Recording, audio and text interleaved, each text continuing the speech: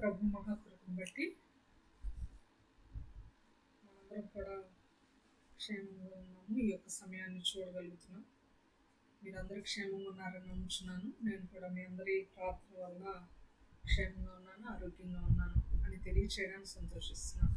వాక్య భాగంలోకి వెళ్దామండి. గలతీలకు రాసినటువంటి పత్రిక 3వ అధ్యాయము 3వ వచనాన్ని చదువుకొని మనము వాక్య భాగంలో ముందుకు కొనసాగుదాం. 3వ అధ్యాయము 3వ వచనం నేను చదువుతున్నాను. ప్రియులారా, దయచేసి ప్రతి ఒక్కరు కూడా బైబిల్ని దగ్గర ఉంచుకొని పరిశీలించాలని ప్రభు పేరిట మనం చేస్తాం. మీరెంత అవివేకులైతిరా, మొదట ఆత్మానుసారముగా ఆరంభించి ఇప్పుడు శరీరానుసారముగా పరిపూర్ణులగుదురా. ప్రార్థన చేసుకుందాం.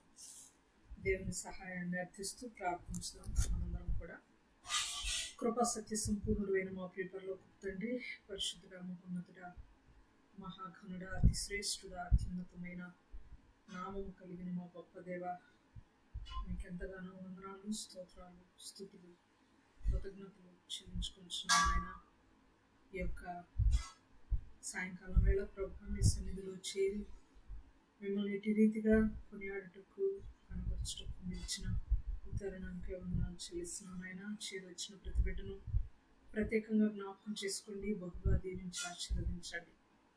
గూగుల్ మీట్లో జాయిన్ అయి ఉన్నటువంటి ప్రతి బిడ్డను మరి ముఖ్యంగా ఎంతో ఆతురత కలిగి ఆసక్తి కలిగి ముందుగా జాయిన్ అయిన బిడ్డలను మరి ముఖ్యంగా దీవించి ఆశీర్వదించండి. వారి కుటుంబాలను బహుగా దీవించండి. కుటుంబంలో ప్రతి అవసరతను మీ సమృద్ధిలో నుండి తెచ్చమని ప్రార్థిస్తాం. ఈ గడియల్లో ప్రభా మీ యొక్క సన్నిధిని మా మధ్యించినందుకే వందనాలు చెల్లిస్తాం.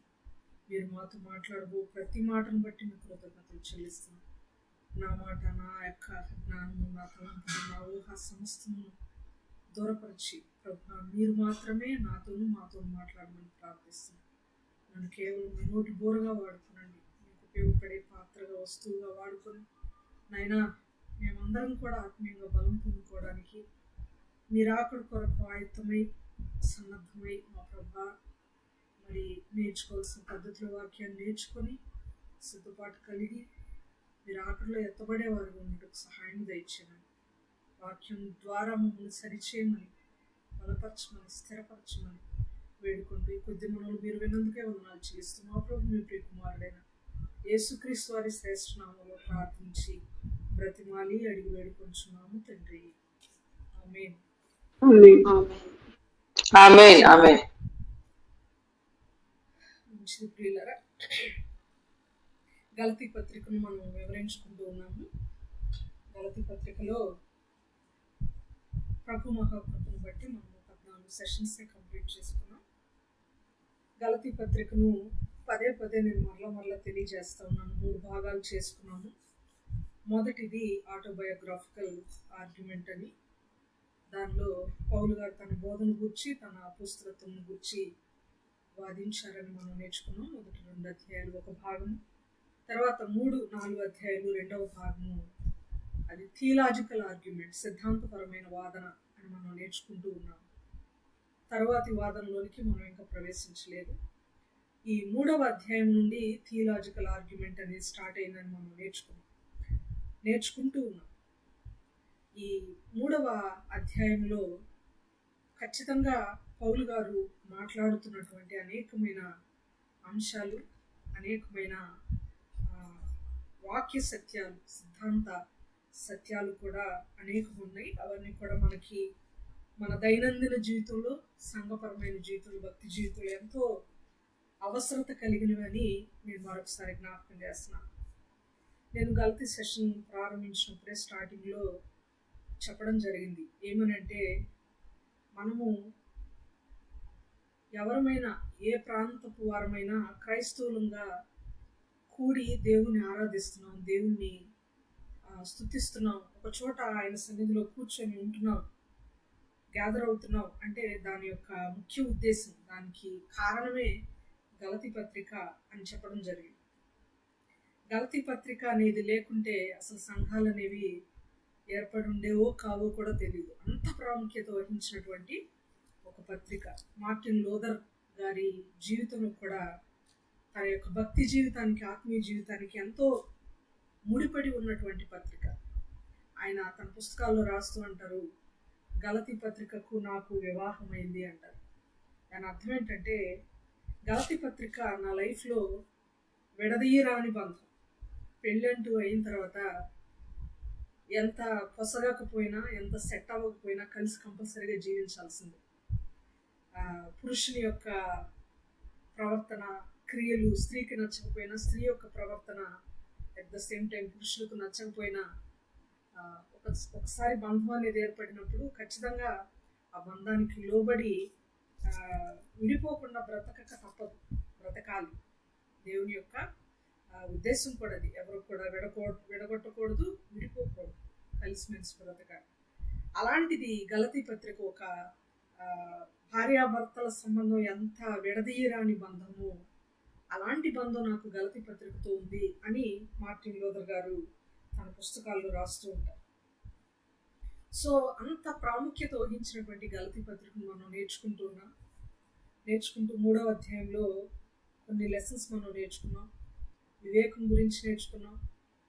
యేసు ప్రభు వారు సిలువ వేయబడినట్టు ప్రదర్శింపబడ్డారు గలతీ సంఘంలో అని నేర్చుకున్నాం. వాస్తవంగా యేసు ప్రభు వారు సిలువ వేయబడ్డారు, కానీ వేయబడిన ప్రాంతం యెరూషలేము. కానీ యెరూషలేములో సిలువ వేయబడినప్పటికీ, గలతీలో సిలువ వేయబడనప్పటికీ, యాజ్ ఇట్ ఈస్ సిలువ వేస్తే యేసు ప్రభును ఎలా గలతీలు ఫీల్ అయ్యి ఆ దృశ్యాన్ని కళ్ళకు కట్టినట్లుగా చూడగలరో అంత స్పష్టంగా పౌలు గారు సిలువ మరణం గురించి గలతీ సంఘంతో వివరించారు అనే విషయాలు మనం నేర్చుకున్నాం.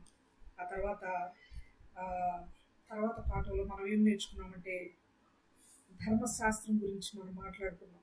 ఏంటి ఆ ధర్మశాస్త్రం అంటే, ఆత్మను పొందుకోవడం అనేది ఎన్ని రకాలు నేర్చుకున్నాం. ఆత్మను పొందుకున్న వారు, స్పెషల్గా ఆత్మను పొందుకున్న వారు మాత్రమే అద్భుతాలు చేయగలరు అని మనం నేర్చుకున్నాం. సో ఇవన్నీ కూడా మీకు గుర్తున్నాయని నేను భావిస్తున్నాను. సో మరలా వాటిని ఎక్కువగా రిపీట్ చేయట్లేదు, ఒక్కసారి అలా జ్ఞాపకం చేసి ముందుకు వెళ్ళిపోతున్నాను. ఈరోజు 3వ వచనంలో నుండి మనము చాలా లోతైన అంశాలు మనం ధ్యానం చేద్దాం. ఈరోజు క్రియలా లేక విశ్వాసమా అనేటువంటి అంశాన్ని మనము మన యొక్క పాఠానికి పేరుగా పెట్టుకున్నాం. క్రియలా లేక విశ్వాసమా? క్రియలు ఇంపార్టెంటా లేక విశ్వాసం ఇంపార్టెంటా? ఏది ఫస్ట్, ఏది సెకండ్ అని కనుక ఆలోచన చేస్తే, ముందు మనము కొన్ని క్వశ్చన్స్ వేసుకుందాం. మనకెంతవరకు తెలుసో మనకి ఒక అవగాహన కలిగి ఉండటం మంచిది. అందువలన వినుచున్నటువంటి మీరు కూడా మాట్లాడితే ఇంకా మంచిది, ఇంకా సంతోషిస్తాను నేను. ఏది ఇంపార్టెంట్ అని మీరు భావిస్తున్నారు? క్రియలు ఇంపార్టెంటా లేక విశ్వాసం ఇంపార్టెంటా?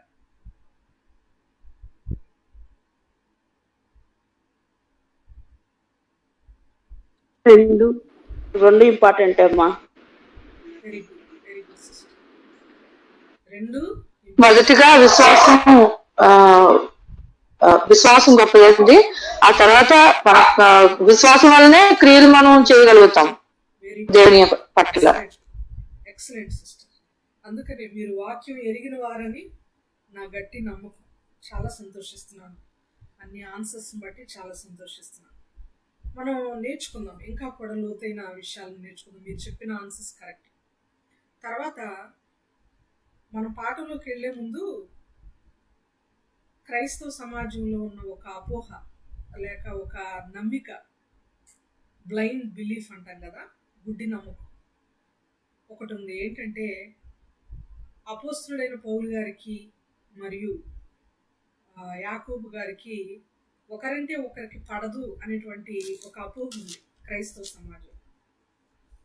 ఎందుకంటే పౌలు గారు రాసే దానికి విరుద్ధంగా రాస్తారు యాకోబు గారు రాసిన దానికి విరుద్ధంగా రాస్తారు పౌలు గారు అని ఒక అంచనా ఉంది క్రైస్తవ సమాజంలో. మనమైతే అంత తెగింపు కలిగి ఉండకూడదు, ఎందుకంటే వారిద్దరు కూడా చాలా గొప్పవారు. వారిద్దరు రాసిన విషయాలు కూడా గొప్పవి, ఎందుకంటే రాసింది కేవలం వాళ్ళే అయినా వాళ్ళ చేత రాయించిన వాడు పరిశుద్ధాత్ముడు కనుక.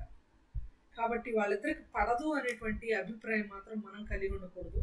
అపోహగానే మనము పాతి పెట్టాలి.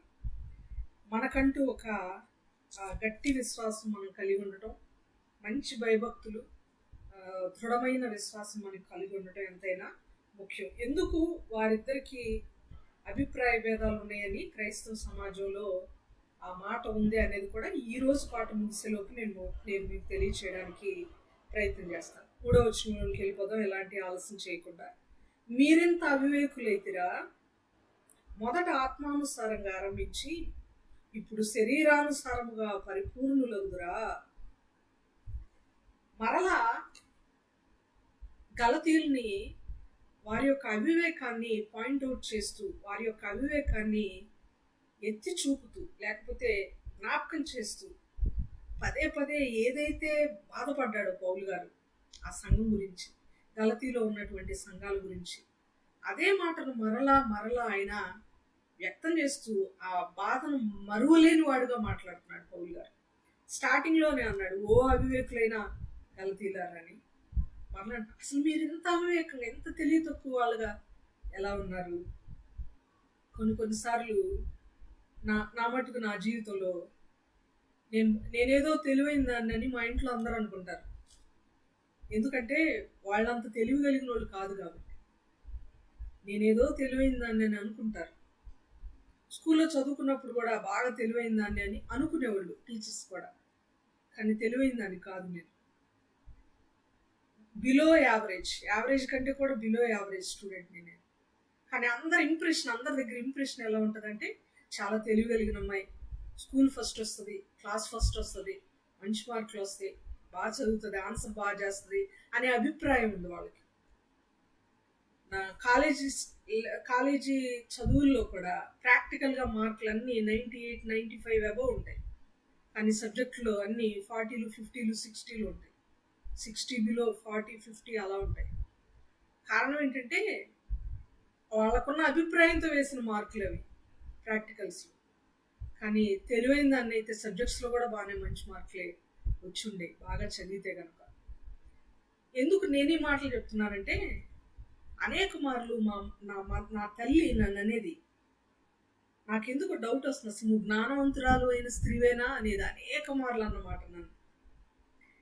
ఎప్పుడైనా నేను పాస్టర్ గారితో గొడవపడి, పాస్టర్ గారిని ఏమైనా కోప్పడినా, ఏదైనా ఆవేశంగా మాట్లాడినా ఎక్కువసేపు ఉండదు నాకు, కోప్పడతాను. అసలు నువ్వు తెలివైన దానివైనా, జ్ఞానవంతురాలువేనా అనేది అమ్మ. అప్పుడు నాకే డౌట్ వచ్చింది, నిజమే కదా, జ్ఞానవంతురాలు తన ఇల్లు కట్టుకొనని అనేక మార్లు బోధించిన నాకే అసలు నేను జ్ఞానవంతురాలు కాదేమో, నేను ఇలా మాట్లాడి ఉండకూడదేమో, ఈ మాట కరెక్ట్ కాదేమో, నేను ఇలా మాట్లాడి ఉండకూడదు, ఇలా ఉప్పొంగి ఉండకూడదు అని అనిపిస్తూ ఉండేది. అమ్మ పదే పదే నన్ను అలా అన్నప్పుడు అనేక మార్లు నన్ను నేను సరి చేసుకోవడానికి ప్రయత్నం చేశాను. ఎందుకంటే కన్న తల్లి కంటే బిడ్డల యొక్క మనస్తత్వం, బిడ్డల యొక్క ఆలోచన విధానం, మాట తీరు, వారి యొక్క స్టేటస్ ఆఫ్ హార్ట్ ఎవరికి తెలుస్తుంది చెప్పండి. అలా సరి చేసుకోవడానికి ట్రై చేశాను. పలుమార్లు అన్నారు అమ్మ నన్ను. నేను ఇది ఎందుకు చెప్తున్నానంటే, పలుమార్లు పౌలు గారు గలతీ సంఘాన్ని ఓ అవివేకులైన గలతీలారా, అసలు మీకు వివేకం ఉందా, మీకు అసలు సెన్స్ ఉందా, మీకు అసలు నాలెడ్జ్ ఉందా అని పదే పదే మాట్లాడుతున్నారు. అంటే ఎంతగా గలతీ సంఘంతో ఆయన ఆత్మ ముడిపడి ఉంది, ఎంతగా గలతీ సంఘం యొక్క ఆత్మీయ స్థితిగతులు ఎరిగిన వాడుగా పౌలు గారు ఉంటున్నారు అని నేను మీకు తెలియజేయడం కోసం మాత్రమే ఈ ఉదాహరణ చెప్తున్నాను. మరలా అంటున్నాడు, ఎంత అవివేకంగా ఉన్నారా మీరు, ఎంత అవివేకంగా. ఏంటి మీ అవివేకం? ఆత్మానుసారంగా మీరు ఆరంభించి శరీరానుసారంగా ముగిస్తారా? ఏంటి ఆత్మానుసారంగా మీరు ఆరంభించారంటే, స్టార్టింగ్లో first journey of Paul the apostle, పౌలు గారి మొదటి సువార్త ప్రయాణంలో దక్షిణ గలతీకి వెళ్ళినప్పుడు అక్కడ అన్ని కూడా ఆత్మీయంగా స్టార్ట్ అయిన విషయాలన్నీ కూడా, ప్రార్థన, ఆత్మను పొందుకోవడం, బాప్తిసం తీసుకొని జనరల్గా ఆత్మను పొందుకోవడం, పౌలు గారు చేతుల నుంచి ప్రార్థించినప్పుడు స్పెషల్గా ఆత్మను పొందుకోవడం, అద్భుత కార్యాలు వారి జీవితాల్లో జరగడం, వారి సంఘాల్లో జరగడం అనేవి జరిగినాయి. ఇవన్నీ కూడా ఆత్మానుసారంగా వాళ్ళ యొక్క లైఫ్ స్టైల్ మొదలైంది. వాళ్ళ యొక్క స్పిరిచువల్ లైఫ్ స్టైల్ ఆత్మానుసారంగా మొదలైంది. ఇప్పుడు ఎలా ఎండ్ అవబోతుంది, ముగింపు ఎలా వస్తుందంటే, మీరు పౌలు గారు ఏదో వచ్చారు, ఆయన అపోస్తలుడు కాదు, ఏమీ కాదు, పాస్టర్ గారు కాదు, ఏమీ కాదు, ఆయన వచ్చి ఏదో వాక్యం చెప్పారు, మీరు ఆలకించారు, నమ్మారు, ఏదో ఆత్మ దిగి వచ్చింది అన్నారు, అద్భుతాలు జరిగినాయి అన్నారు, మేము చాలా భక్తిపరులు అన్నట్టు ఉంటున్నారు. కానీ అవన్నీ కాదు మీరు పట్టించుకోవాల్సింది. ఏం పట్టించుకోవాలి మీరు? పౌలు గారు వచ్చి చెప్పిన మాటలు కాదు, అసలు ఆ మాటలు మీరు గుర్తుపెట్టుకోకపోయినా పర్వాలేదు, కానీ యేసు ప్రభు ఈ లోకానికి రిక్తుడుగా వచ్చి అన్యాయపు తీర్పు నుండి ప్రాణం పెట్టి 3 దినాల సమాధిలో ఉండి తిరిగి లేచి ఆయన ఆరోహణమై ఆయన మన కొరకు స్థలం సిద్ధపాటు చేస్తున్నాడు. ఈ విషయాలన్నీ మీరు నమ్మకపోయినా గుర్తుపెట్టుకోకపోయినా పర్వాలేదండి. మీరేం గుర్తుపెట్టుకోవాలంటే, సున్నతి పొందితే సున్నతి వలన మీరు నీతిమంతులుగా తీర్చబడతారు. సున్నతి పొందుట వలన మీకు పరలోక రాజ్యం వస్తుంది. ఈ ముందు ఇవన్నీ పౌలు గారు చెప్పినవన్నీ మీరు పక్కన పెట్టండి. సున్నతి పొందుట వలన మీకు నీతి, పరలోక రాజ్యం, నిత్య జీవితం వస్తుంది అనేటువంటి బోధను వీళ్ళు నమ్మారు. అది శరీరానుసారంగా ముగించడం అంటే. ఆత్మానుసారంగా ఆరంభించారు మొదటి జర్నీలో, విశ్వసించారు, వెంబడించారు, పౌలు గారు చెప్పినటువంటి వాక్యాలని ఆలకించారు. ఒకసారి చూద్దాం ఆ మాటలు. ఆలకించారు, చేశారు, ఆత్మానుసారంగా స్టార్ట్ చేశారు అంటే కుదరదు కదా. ఒకసారి చూద్దాం. అపోస్తుల కార్యముల గ్రంథము 14వ అధ్యాయం. ప్రభు చిత్తమైతే నేను వాక్యాన్ని వెతికి పోస్ట్ చేస్తాను గ్రూప్లో. ఒకవేళ నేను పోస్ట్ చేయడం మర్చిపోయినా, నాకు సమయం కుదరకపోయినా, మన ఛానల్లోకి మాన్యుయల్ ప్రేయర్ హౌస్ అని కానీ, సురేష్ బాబు దాసరి పక్కన పెంటికోస్ట్ అనే పదం టైప్ చేస్తే మీరు ఈజీగా ఛానల్ని ఓపెన్ చేసుకోవచ్చు. సబ్స్క్రైబ్ చేసుకుంటే ఇమీడియట్గా ఓపెన్ అయిపోతుంది మీకు. సో ఓపెన్ చేసినప్పుడు ఈ కొనియలో జరిగినదేమనగా అనేటువంటి టైటిల్తో అనేకమైన సెషన్స్ ఉన్నాయి. ఈ కొనియలో జరిగినదేమనగా అనేటువంటి టైటిల్తో అవి వినడానికి ప్రయత్నం చేయాలని ప్రభు పేరట మనం చేస్తున్నాం. ఒకసారి మనము అపోస్తుల కార్యముల గ్రంథము 14వ అధ్యాయము 1 నుండి 3 వచనాలు చదువుకుందాం. తీస్తే చదవండి, లేకపోతే నేనేం చదువుతాను.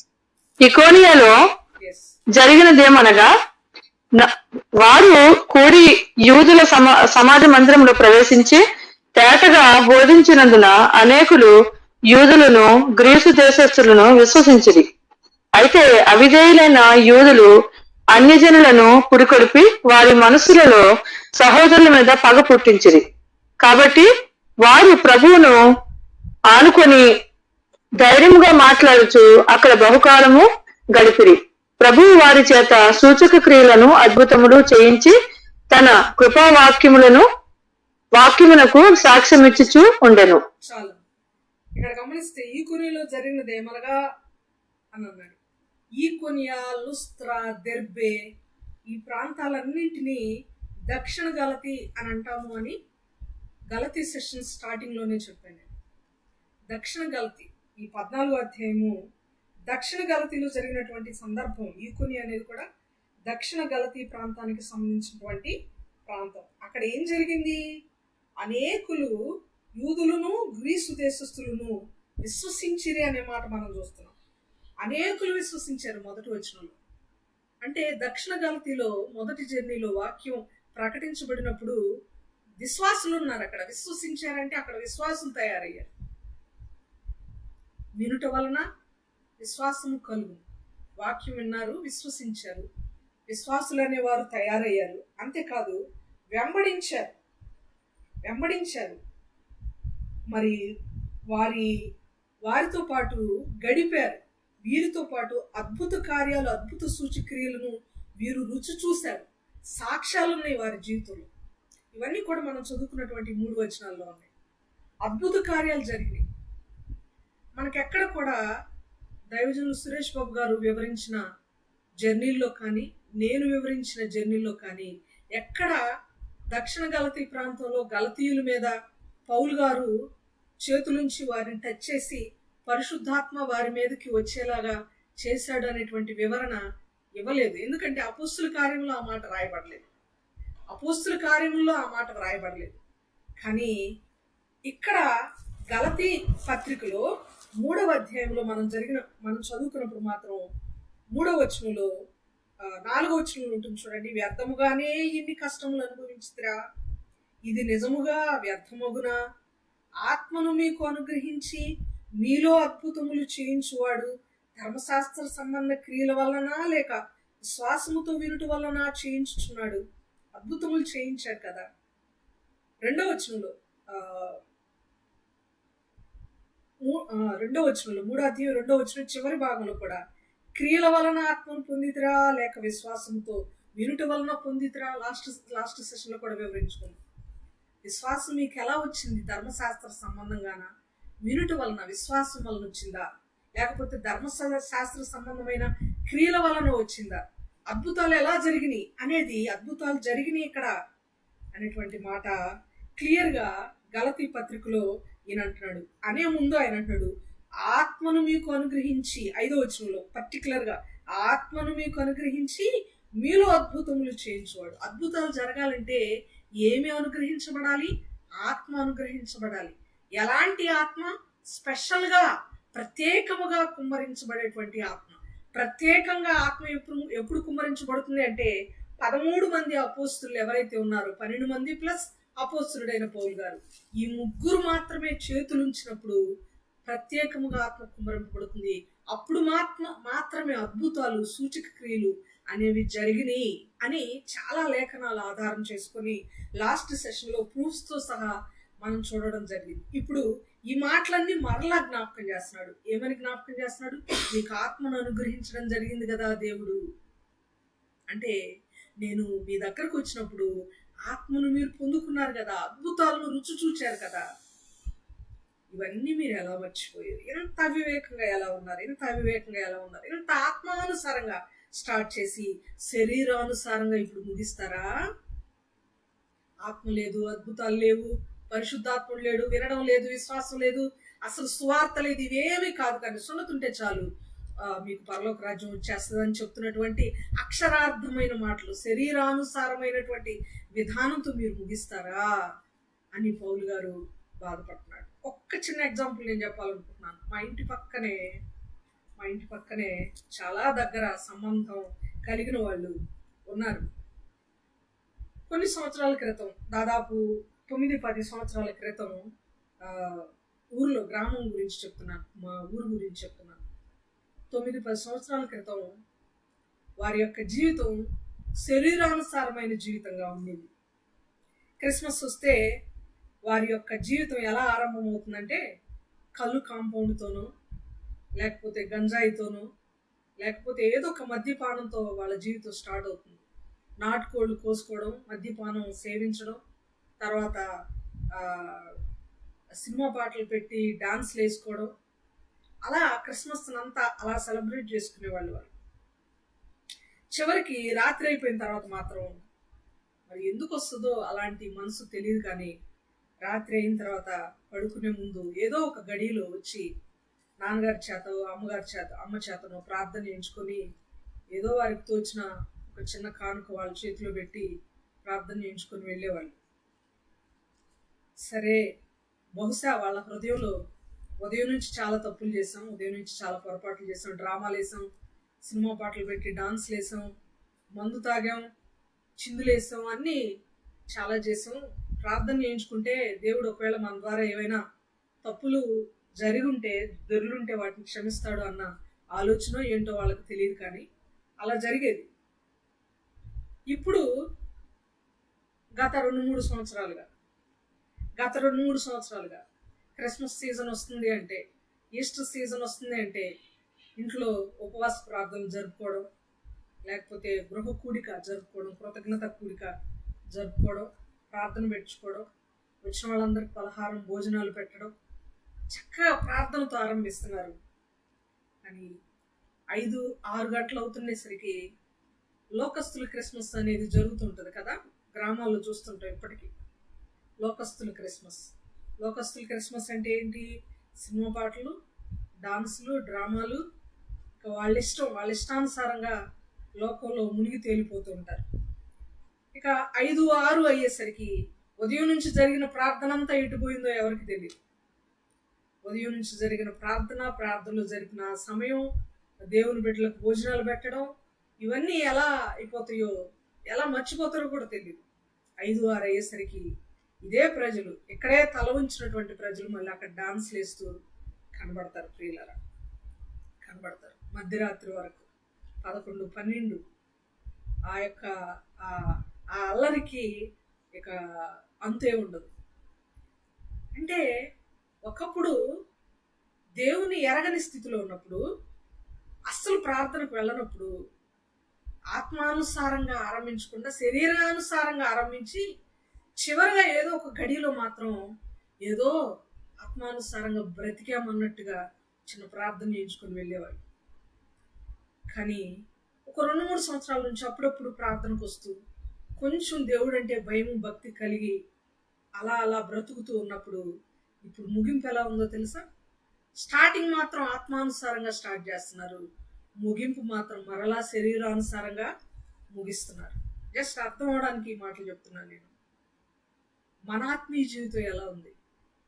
బాప్టిజం తీసుకున్నటువంటి కొత్తలో, రక్షింపబడిన కొత్తలో చాలా భక్తిగా ఉంటాం. తాజా విశ్వాసం, తాజా భక్తి, ఎర్లీగా ప్రేయర్కి వెళ్ళిపోతాం, ఎర్లీగా చర్చిలో మనం ఉంటాం, స్టార్టింగ్లో మనం ఉంటాం, ఆరాధన అస్సలు మిస్ అవ్వం, పాట ఖచ్చితంగా పాడతాం, సాక్ష్యం చెప్తాం, ప్రతి విషయంలో దేవుడు అంటే ముందడుగు వేస్తాం. కానీ మరి ఇప్పుడు రక్షింపబడి అనేక దినాలు అయిన తర్వాత ఆ రక్షణను కొనసాగించుకునే ప్రక్రియలో, ఆ రక్షణను మన యొక్క హృదయం నిండా నింపుకొని భయముతో వణకుతో మన భక్తి జీవితాన్ని మనము అంతం వరకు సహింపుతో కొనసాగించుకునే ప్రక్రియలో అదే ఆత్మీయమైన ప్రారంభము, అదే ఆత్మీయమైన ముగింపు మన జీవితంలో ఉందా? లేకపోతే మన ముగింపు శరీరానుసారమైనదిగా ఉందా? ఈ లోకానుసారమైనదిగా ఉందా? చాలా మంది క్రైస్తవులు ఇంకను దేవుణ్ణి ఎరిగి కూడా, బాప్టిజం తీసుకొని రక్షింపబడి రక్షణలో కొనసాగుతూ కూడా కొన్ని సందర్భాలలో లోకానుసారంగా ప్రవర్తించుటలో మేమే మాత్రము తీసిపోము అన్నట్లుగా ప్రవర్తిస్తూ ఉంటారు. మంచి రోజా కాదా అని ఆలోచన చేస్తూ ఉంటారు. బిడ్డలకు పెళ్లిళ్ళు చేసేటప్పుడు మంచి ముహూర్తమా కాదా అని ఆలోచన చేస్తూ ఉంటారు. ఎన్నో విషయాల్లో లోకస్తులు జరిగించినట్లుగా ఈ లోక మర్యాద చొప్పున జరిగిస్తూ ఉంటారు. అందుకనే పౌలు గారు పదే ఆక్రోశిస్తూ మాట్లాడుతున్నారండి. దేని గురించి అంటే ధర్మశాస్త్రం గురించి. ఏంటి ధర్మశాస్త్రము? మోషే విధించిన ధర్మశాస్త్రం గురించి కాదు, మనుషులు విధించినటువంటి ధర్మశాస్త్రం, ద లా ఆఫ్ మెన్ గురించి ఎక్కువగా బాధపడుతూ ఉంటారు పౌలు గారు. తాను రాసినటువంటి పత్రికలన్నిటిలో కూడా బాధపడుతూ ఉంటారు. ఆయన బాధలో అర్థం ఉందంటారా లేదంటారా? ఆయన బాధకి అర్థం ఉందా? ఆయన బాధపడుతున్నటువంటి విధానానికి మీనింగ్ ఉందంటారా? ఊరికే బాధపడుతున్నాడు, ఊరికే లెటర్లు రాస్తూ అందరం తిడుతూ ఉంటారు అని అనుకుంటున్నారా?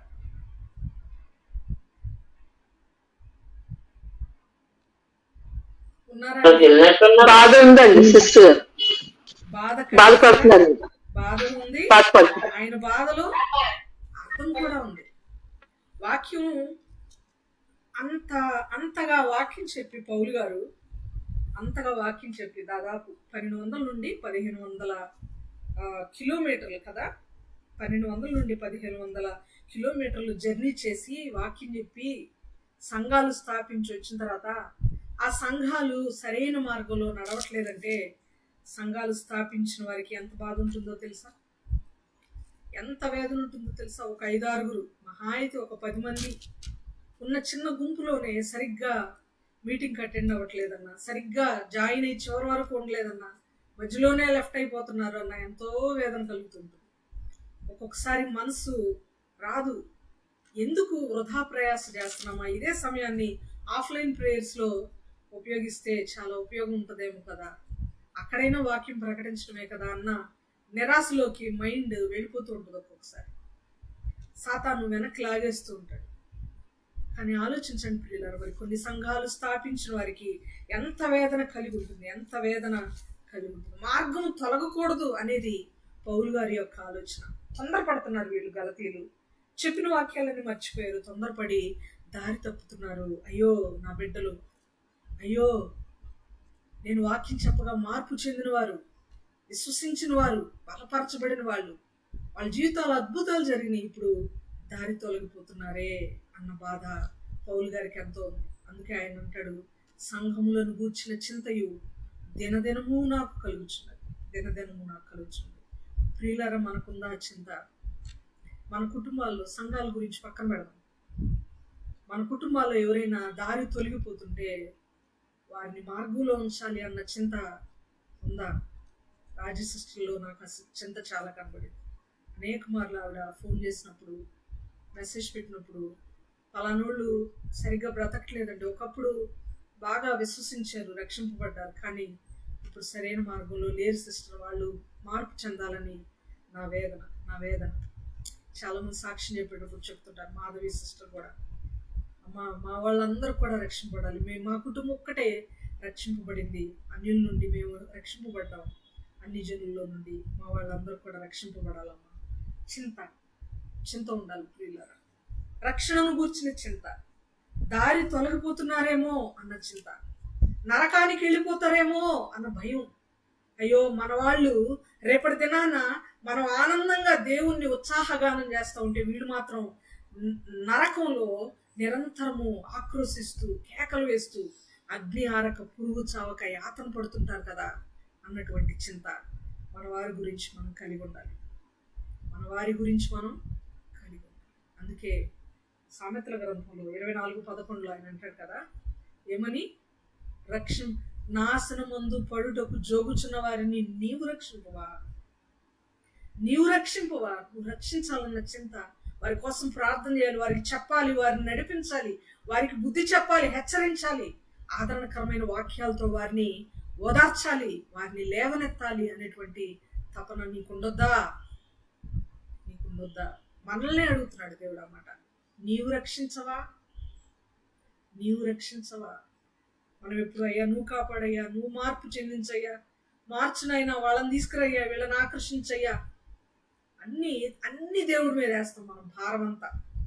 మన చేతిలో ఒక్క లగేజ్ కూడా ఉండడానికి వీల్లేదు, అన్ని ఆయన మీద. ఎలాగ ఆయన వేయమన్నాడుగా, నీ భారం నా మీద మోపు, నీ ఉద్దేశాలన్నీ సఫలం అవుతాయి అని ఆయన చెప్పాడుగా.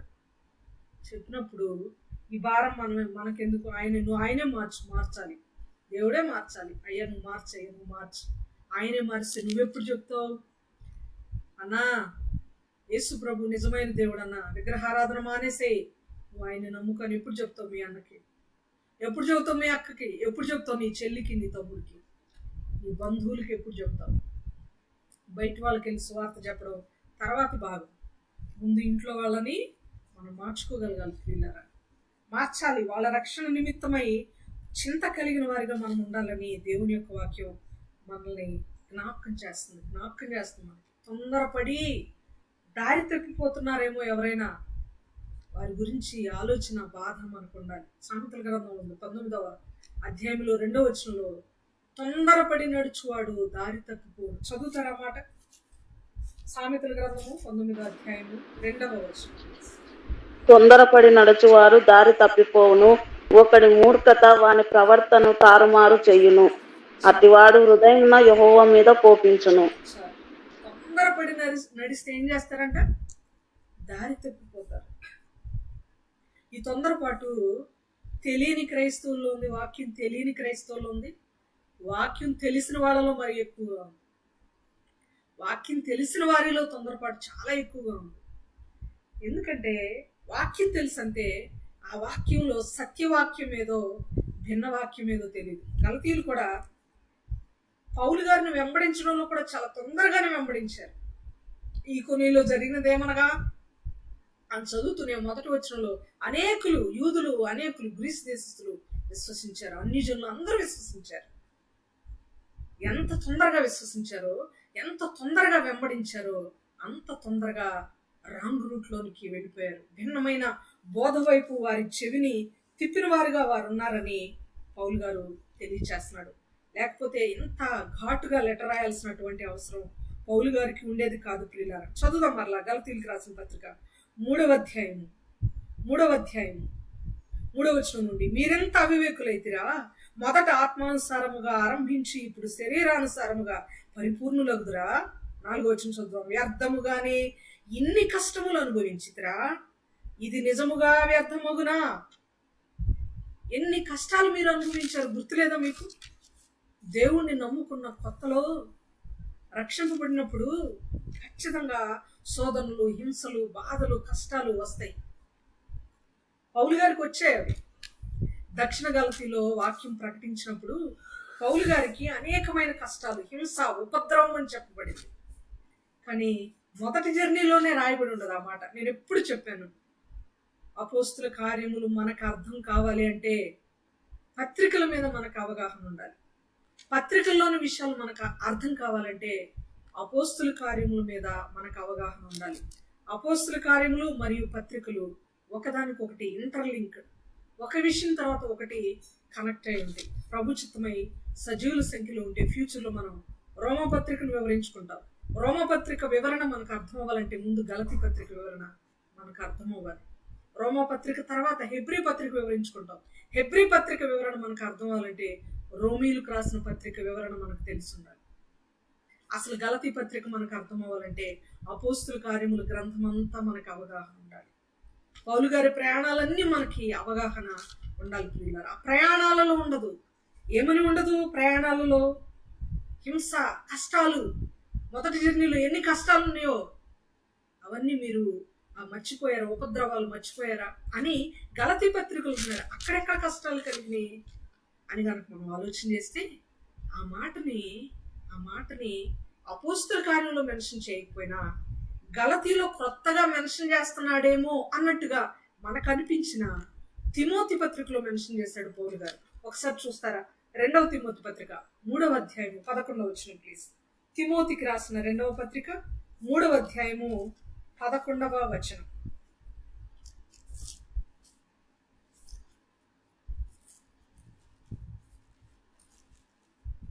త్వరగా తీసి చదవండి ప్లీజ్. తిమోతికి రాసిన 2వ పత్రిక 3వ అధ్యాయము 11వ వచనం.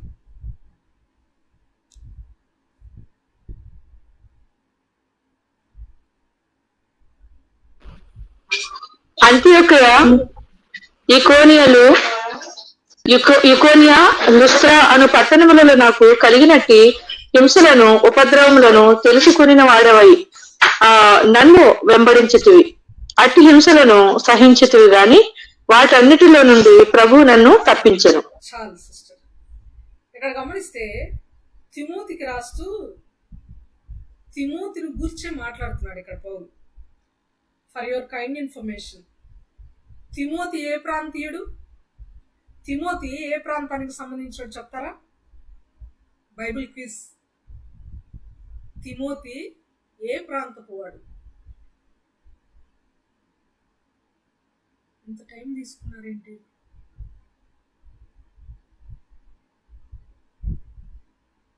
ఏదో ఒక ఊరి పేరు చెప్పండి.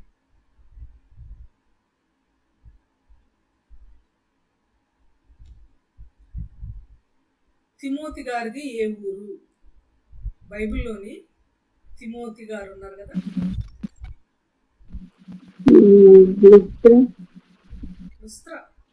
లుస్త్రా వాడు తిమోతి. లుస్త్రా ఏ ప్రాంతం? దక్షిణ గలతీయా కాదా? లుస్త్రా, ఈకొనియా, దెర్బే పదే దక్షిణ గలతీ. దక్షిణ గలతీలో ఒక ప్రాంతం. లుస్త్రా ప్రాంతీయులు. దెర్బే, ఈకొనియాలో జరిగినదేమన్నా కానీ మళ్ళీ మనం చదువుతాం తిమోతి ఇంట్రడక్షన్ అప్పుడు కూడా. తిమోతి గారు పరిచయం అయిందే ఆ లుస్త్రా ప్రాంతంలో సేవ చేస్తున్నప్పుడు. ఏం చూశాడంట తిమోతి గారు? ఏమి చూసి పౌలు గారిని వెంబడించాడంట? అయ్యా, మనం ఇప్పుడు ఈ లోకంలో చాలా మంది క్రైస్తవులు ఏం చూసి వెంబడిస్తున్నారంటే, పలానా అయ్యగారి దగ్గర స్వస్థత వరం ఉందండి, స్వస్థతలు బాగా చేస్తారు, సో అక్కడికి వెళ్తున్నాం మేము ప్రేయర్కి. పలానా అయ్యగారి దగ్గర మంచి సంఘం ఉంది, చాలా మంది నంబర్ చాలా ఎక్కువ, అక్కడికి వెళ్తున్నాం. పలానా అయ్యగారి సంఘానికి వెళ్తే ఆదివారం మేము ఆరాధనకు రాకపోయినా బ్రెడ్, వైన్, దేవుని యొక్క ప్రభువు యొక్క శరీరము, రక్తము అనేటువంటి వాటిని మనకి ఇంటికి పంపిస్తాడు. ఒక 2-3 నెలలకి సరిపడా ఆరాధన ఇంటికే వచ్చేస్తుందండి, మాకు కొరియర్ చేసేస్తారు. ఏంటి కొరియర్ చేయడానికి? అది ఐస్ క్రీమా, స్వీట్ బాక్సా లేకపోతే ఒక గిఫ్ట్ ప్యాకా? ఎంత చీప్ అయిపోయిందండి దేవుని యొక్క శరీరము, దేవుని యొక్క రక్తము అంటే ఎంత పవిత్రమైనది, ఎంత ఆరాధింపదగినది. ఆయన త్యాగమునకు ప్రతిఫలం కదా అది. దాన్ని జ్ఞాపకం చేసుకుని దేవుడు ఎంతో ఆర్ద్రతతో, ఎంతో బాధతో ఆయన నన్ను జ్ఞాపకం చేసుకోవడానికి మీరు ఇచ్చేయండి, ఇది నా శరీరం, this is my flesh, this is my body, this is my blood అని ఆయన మన కోసం ధారపోసిన శరీరాన్ని ఎంత సులువుగా మార్కెట్లో పంచే ఒక వస్తువులాగా భావిస్తున్నారంటే అనేకమైన సహోదరులు, అనేకమైన సహోదరులు తెలిసి అనాలా తెలియక అనాలా కూడా తెలియదు. తెలిసి చేస్తారా తెలియక చేస్తారా కూడా తెలియదు. కొంతమంది వాటిని చూసి సంఘంలోకి వెళ్ళకపోయినా, ఇంత దూరం నుండి ప్రయాణం చేసి చర్చికి వెళ్ళకపోయినా కమ్యూనియన్ మనకి ఇంటికి వచ్చేస్తుంది కాబట్టి అక్కడికి వెళ్తాం. స్వస్థతలు ఉన్నాయి కాబట్టి అక్కడికి వెళ్తాం. భాషలు మాట్లాడతారు కాబట్టి అక్కడికి వెళ్తాం. అక్కడికి వెళ్తే మెంబర్షిప్ ఉంది కాబట్టి అక్కడికి వెళ్తాం. మంత్లీ ఏదో ఒక అలవెన్స్ ఇస్తారు అక్కడికి వెళ్తే, అందుకని వెళ్తాం. రకరకాల రీజన్స్. కానీ తిమోతి గారికి ఉన్న రీజన్ ఏంటో తెలుసా? పాపం తిమోతి గారు మనంత తెలివైన వాడు కాదేమో బహుశా. ఈనాటి క్రైస్తవులంతా తెలివి, చమత్కారం ఉన్నటువంటి వ్యక్తి కాదేమో. అందుకని తిమోతి గారు ఎవరిని వెంబడించాడో, ఎలాంటి క్వాలిటీస్ ఉన్నవాడిని వెంబడించాడో ఒకసారి చూడండి. 10వ వచనం నేను చదువుతున్నాను. అయితే తిమోతితో మాట్లాడుతున్నాడు పౌలు గారు. అయితే తిమోతి నీవు నా బోధను, నా ప్రవర్తనను, నా ఉద్దేశమును, నా విశ్వాసమును, నా దీర్ఘశాంతమును, నా ప్రేమను, నా ఓర్పును, అంత్యొకయ, ఈకొనియ, లుస్త్రాను పట్టణములో నాకు కలిగినట్టి హింసలను, ఉపద్రవములను తెలుసుకొనిన వాడవై నన్ను వెంబడించితివి. ఒక దైవజనుడిని వెంబడించాలంటే ఆ దైవజనుడికి ఉండాల్సినటువంటి ఆ లిస్ట్, వాళ్ళలో దైవజనుడికి ఉండాల్సినటువంటి గుణగణాల యొక్క లిస్ట్ ఇక్కడ చెప్తున్నాడు పౌలు గారు. ఏమేమి ఉండాలి? బోధ కరెక్ట్గా ఉంటే వెంబడించవచ్చు మనం. ప్రవర్తన కరెక్ట్గా ఉంటే వెంబడించాలి మనం. దైవజనుని యొక్క ఉద్దేశాలు కరెక్ట్గా ఉంటే వెంబడించాలి. విశ్వాసము, దైవజనుని యొక్క విశ్వాసము గట్టిదైతే ఆయన వెంబడించాలి. అతను దీర్ఘశాంతం కలిగిన వాడైతే వెంబడించాలి.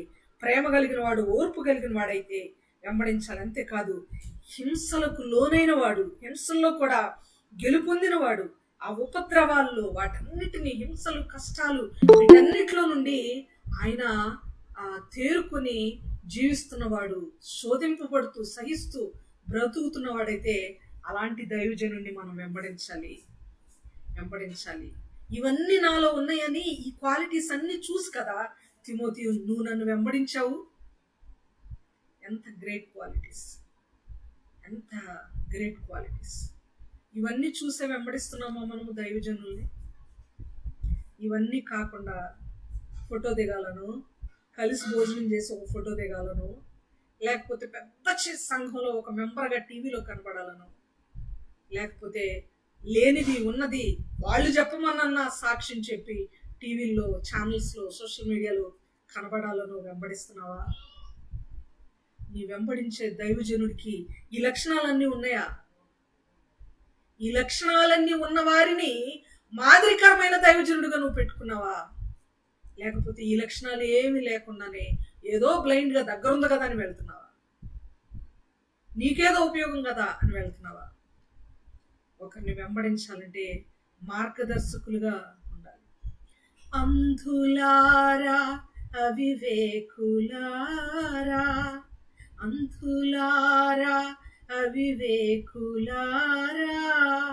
అక్రమముగా నడుచు కొందురా, గుడ్డివానికి త్రోవ చూపునా. ఒక గుడ్డివాడు, అంధుడైన వాడు, ప్రవర్తనలో సరిగ్గా లేనివాడు, బోధలో సరిగ్గా లేనివాడు, సాక్ష్యము లేనివాడు, దీర్ఘశాంతము, ప్రేమ, ఓర్పు ఇవేమీ లేనివాడు, శ్రమలేమి లేకుండా దజ్జ లైఫ్, సాఫిస్టికేటెడ్ లైఫ్ లీడ్ చేస్తున్నవాడు, ఒక గుడ్ ఎగ్జాంపుల్గా బ్రతకని వాడు నీకు మాదిరికరంగా ఉండగలడా? నీకు త్రోవ చూపించగలడా? అంధులైన మార్గదర్శకులు అని అలాంటి వాళ్ళని దేవుడు అన్నాడు. ప్రియులరా, జ్ఞాపకం పెట్టుకోవాలి, మనం ఎలాంటి వారిని వెంబడిస్తున్నాం. ఆయన అంటున్నాడు, దక్షిణ గలతీలో నాకు ఉపద్రవం ఎదురైంది, కష్టాలు ఎదురైనాయి, హింసింపబడ్డా. అయినా ఆ హింసలు, ఆ కష్టాలు ఇవన్నీ ఊరికి పోయినట్టేనా? బూడిదలో పూసిన పన్నీరేనా? వ్యర్థ ప్రయాసేనా? వృధా అయిపోయినాయా అని బాధపడుతున్నాడు. ఎంత వేదన! ఒక దైవజనుడికి ఎంత వేదన ఉందో చూడండి ప్రియులరా. ఆయన అంటున్నాడు గలతీ సంఘంతో, 4వ వచనం మరలా చదువుతున్నాను, వ్యర్థముగానే ఎన్ని కష్టములు అనుభవించిరా. ఈయన అనుభవించాడంటే ఈయన్ని ఫాలో అయిన వాళ్ళు కూడా అనుభవించారుగా. ఈయన అనుభవించాడంటే ఈయన అనుసరించిన వాళ్ళకు కూడా ఆ ఎఫెక్ట్ ఉంటుందిగా.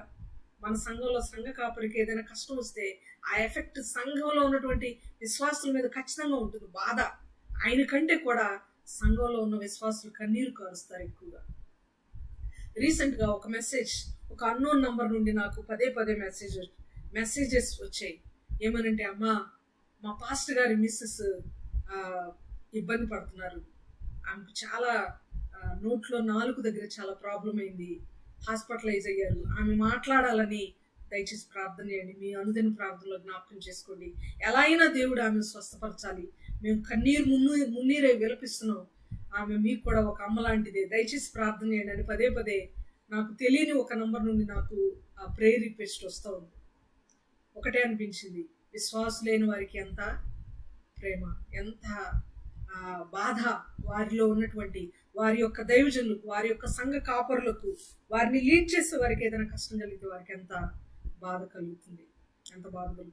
అందుకే పౌలు గారు అంటారు, మీరు కూడా నాతో పాటు అనుభవించారు కదా, అవన్నీ మీరు మర్చిపోయారా? ఇదంతా కూడా నిజంగా వేస్ట్ అయిపోయిందా? నిజంగా వ్యర్థమైందా? నమ్మలేకపోతున్నాను మీరు ఎలా అయిపోయారంటే అని అంటున్నాడు.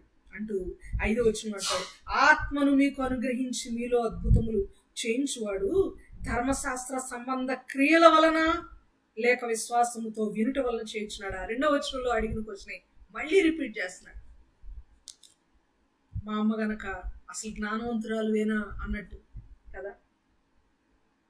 ఏదైతే బాధ కలిగిస్తుందో, ఏదైతే ఇబ్బందికరంగా ఉంటుందో వాళ్ళని ఆ పదే అసలు నువ్వు నన్ను ఈ మాట ఎందుకు అన్నావు, నాకు అర్థం కావట్లేదు, అసలు నువ్వు ఎందుకు నన్ను ఈ మాట అన్నావు అని అంటుంటాం. మనం పట్టి ఆ మాటను స్ట్రెస్ చేస్తూ మాట్లాడతాం, పదే రిపీట్ చేస్తాం. ఎందుకంటే అక్కడ మనం ఎక్కువ బాధపడ్డామని అర్థం. మరలా అంటున్నాడు ఆయన, మీరు క్రియలు, ధర్మశాస్త్ర సంబంధమైన క్రియలు మూలంగా మీరు అద్భుతాలు చేశారా, లేకపోతే విశ్వాసం మూలన మీరు వాక్యం విశ్వసించడం మూలంగాన అద్భుతాలు జరిగినాయి, లేకపోతే ఆత్మను పొందుకున్నారు అని అంటూ ఉన్నాడు. ఈ వచనం 2వ వచనంలో ఆల్రెడీ మనం వివరించుకున్నాం కాబట్టి ముందుకెళ్తున్నాను. ఆయన 6వ వచనంలో అంటున్నాడు, అబ్రహాము దేవుని నమ్మెను, అది అతనికి నీతిగా ఎంచబడును. హఠాత్తుగా ఆది కాండంలోనికి జంప్ అయ్యాడు పౌలు గారు. ఇప్పటి వరకు ఒక 4-5 సెషన్స్ అయిపోయినాయేమో, 4 సెషన్స్ అయిపోయినట్టున్నాయి, లేక 3 సెషన్స్ అయిపోయినాయి 3వ అధ్యాయం స్టార్ట్ చేసినాక. ఇప్పుడు పౌలు గారి యొక్క స్టఫ్ అంతా తెలియజేసే మ్యాటర్ ఉంది గలతీ పత్రికలో అని అనుకుంటున్నాం కదా. ఇప్పుడు ఓపెన్ చేసేస్తున్నాడు. ఏమనంటే, హఠాత్తుగా అబ్రహాం గారి దగ్గరకు జంప్ చేసి ఆయన అంటున్నాడు, అబ్రహాము దేవుని నమ్మెను, అది అతనికి నీతిగా ఎంచబడెను. మనం కూడా యాక్చువల్గా ఈ రోజు లెసన్లోకి ఇప్పుడు ఎంటర్ అయినట్టు, ముగింపులో ఎంటర్ అవుతున్నాం. అబ్రహాము ఎలా విశ్వాస అయ్యాడు, ఎలా నీతిమంతుడయ్యాడంటే ఆయన క్రియల మూలంగా కాదు అంటున్నాడు పౌలు గారు. ఆలోచన జాగ్రత్తగా వినండి, నా పదజాలం కూడా మీరు జాగ్రత్తగా గమనించండి. ఎందుకంటే మీరు నన్ను తర్వాత ఇప్పుడు క్వశ్చన్ చేయాలి. మీరు జాగ్రత్తగా వాక్యం వింటే నన్ను డౌట్ అడగాలి చివరిలో. అంటే క్రియలు ఉండకూడదా, క్రియలు అక్కర్లేదా అని మీరు నన్ను క్వశ్చన్ చేయాలి. అందుకనే అబ్రహాము అంటున్నాను, పౌలు గారు అంటున్నారు అంటున్నాను, నేను అంటున్నాను అనలేదు. వాక్యంలో పౌలు గారు ఏం చెప్తున్నారంటే, అబ్రహాము దేవుని నమ్మెను, అది అతనికి నీతిగా ఎంచబడెను. ఎందుకు అబ్రహాం దగ్గరికి జంప్ అయ్యాడనంటే, ఎవరైతే గలతీ సంఘంలోనికి వచ్చి భిన్నమైన బోధ చెప్పారో గలతీయులకి, వాళ్ళందరూ ఒకప్పుడు సువార్తల కాలంలో మత్తయి, మార్కు, లూకా, యోహాను ఈ సువార్తల కాలంలో ఎప్పుడూ ఒక మాట వాడేవాళ్ళు. ఏంటి ఆ మాట అనంటే, అబ్రహాము మాకు తండ్రి, మేము అబ్రహాము సంతానము, అబ్రహాము పిల్లలము మేము అనే మాట పదే పదే పదే పదే మాట్లాడేవాళ్ళు. మీకు గుర్తుందా ఈ మాట? ఎక్కడైనా చదివినట్లుగా జ్ఞాపకం ఉందా?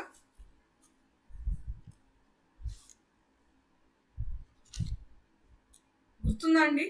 మేము అబ్రహాము సంతానము, మేము అబ్రహాము పిల్లలము, అబ్రహాము మాకు తండ్రి అనే మాటలు మీరు ఎప్పుడైనా స్వార్థల్లో చదివినట్టుగా గుర్తుందా?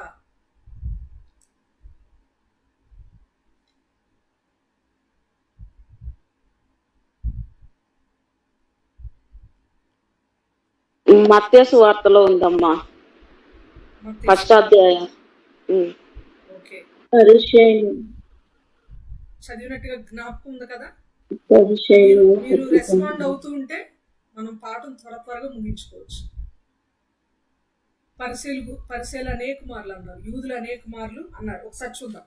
యోహాను సువార్త 8:33. చూసి ముందుకెళ్దాం. అసలు అన్నారా ఆ మాట లేదా అని రుజువు కోసం అంతే. యోహాను సువార్త 8వ అధ్యాయము 33.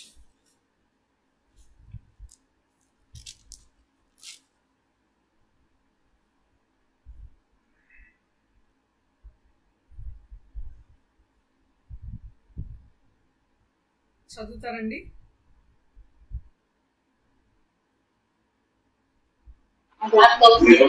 వారు, మేము అబ్రహాము సంతానము, మేము ఎన్నడూను ఎవనికి దాసులమే ఉండలేదే, మీరు స్వతంత్రులుగా చేయబడుతున్నని ఎలా చెప్తున్నామని ఆయనతో అనిరి. చాలు. ఇక్కడ వీరు అంటున్న వారు యూదులు అన్నమాట. ఏమంటారు? మేము అబ్రహాము సంతానం, అబ్రహాం పిల్లలు మేము అంటున్నారు. అదే అధ్యాయంలో 37వ వచనం కూడా చదవండి. అదే అధ్యాయంలో 37వ వచనం. మీరు అబ్రహాం సంతానం అని నాకు తెలియను, అయినను మీలో నా వాక్యమునకు చోటు లేదు కనుక నన్ను చంప వెతుకుతున్నారు. చాలు. ఇక్కడ దేవుడు అంటున్నాడు, మీరు అబ్రహాము సంతానం అని నాకు తెలియను, అబ్రహాము సంతానమే మీరు అంటున్నట్లుగా నాకు తెలుసు అంటున్నాడు. అదే అధ్యాయంలో 39వ వచనంలో ఏమంటున్నాడు చూడండి. 39వ వచనంలో, అందుకు వారు ఆయనతో, మా తండ్రి అబ్రహాం అనేది. యేసు, మీరు అబ్రహాము పిల్లలైతే అబ్రహాము చేసిన క్రియలు చేతురు. చాలు. ఇక్కడ మా తండ్రి అబ్రహాము, మేము అబ్రహాము సంతానము అని వాళ్ళు అన్నారు. అవును, మీరు అబ్రహాం పిల్లలే అని దేవుడు కూడా అన్నాడు. మీరు అబ్రహాం పిల్లలైతే అబ్రహాం చేసినట్లుగా మీరు చేస్తారు అని అన్నాడు. అబ్రహాము ఏం చేశాడు? అబ్రహాము చేసిన క్రియలు మీరు చేస్తారని అన్నారు కదా దేవుడు. అబ్రహాము ఏమి క్రియలు చేశాడు?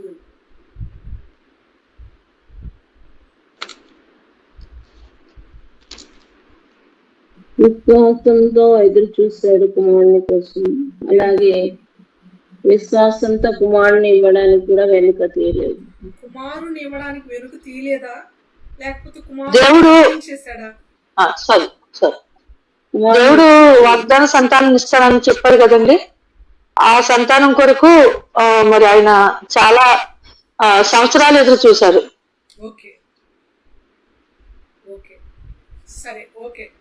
మీరు ఈ ఒక్క ప్రశ్నకి చెప్పండి. ఇస్సాకును అర్పించాడా అబ్రహాము? అర్పించడానికి సిద్ధపడ్డాడా?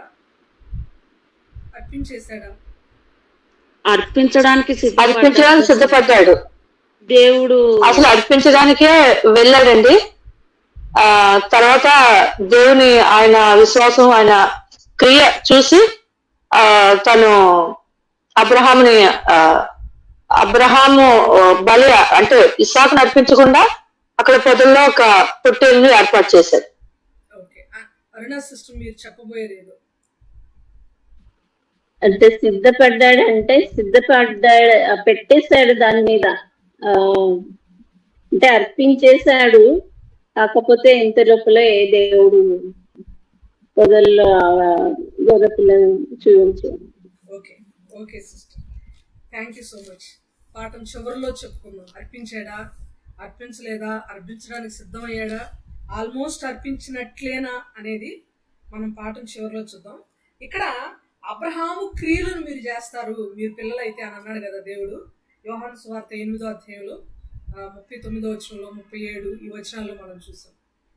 అబ్రహాము చేసిన క్రియ ఏంటి అంటే విశ్వసించడం. ఫస్ట్ ఆయన విశ్వసించడం, నమ్మడం అనేది అనమాట. అబ్రహాము దేవునిని నమ్మెను, అది అతనికి నీతిగా ఎంచబడిను. అప్పటికి క్రియలేం లేవు. అబ్రహాము దేవుణ్ణి నమ్మే నాటికి ఆయన ద్వారా నిజంగా క్రియలు అనేవి ఇంకా జరగలేదు. ఈ మాట మీరు గనక గమనిస్తే ఆదికాండము 15వ అధ్యాయము 6వ వచనం ఒకసారి చదవండి ఫాస్ట్గా. కమాన్. ఆదికాండము 15వ అధ్యాయము 6వ వచనం.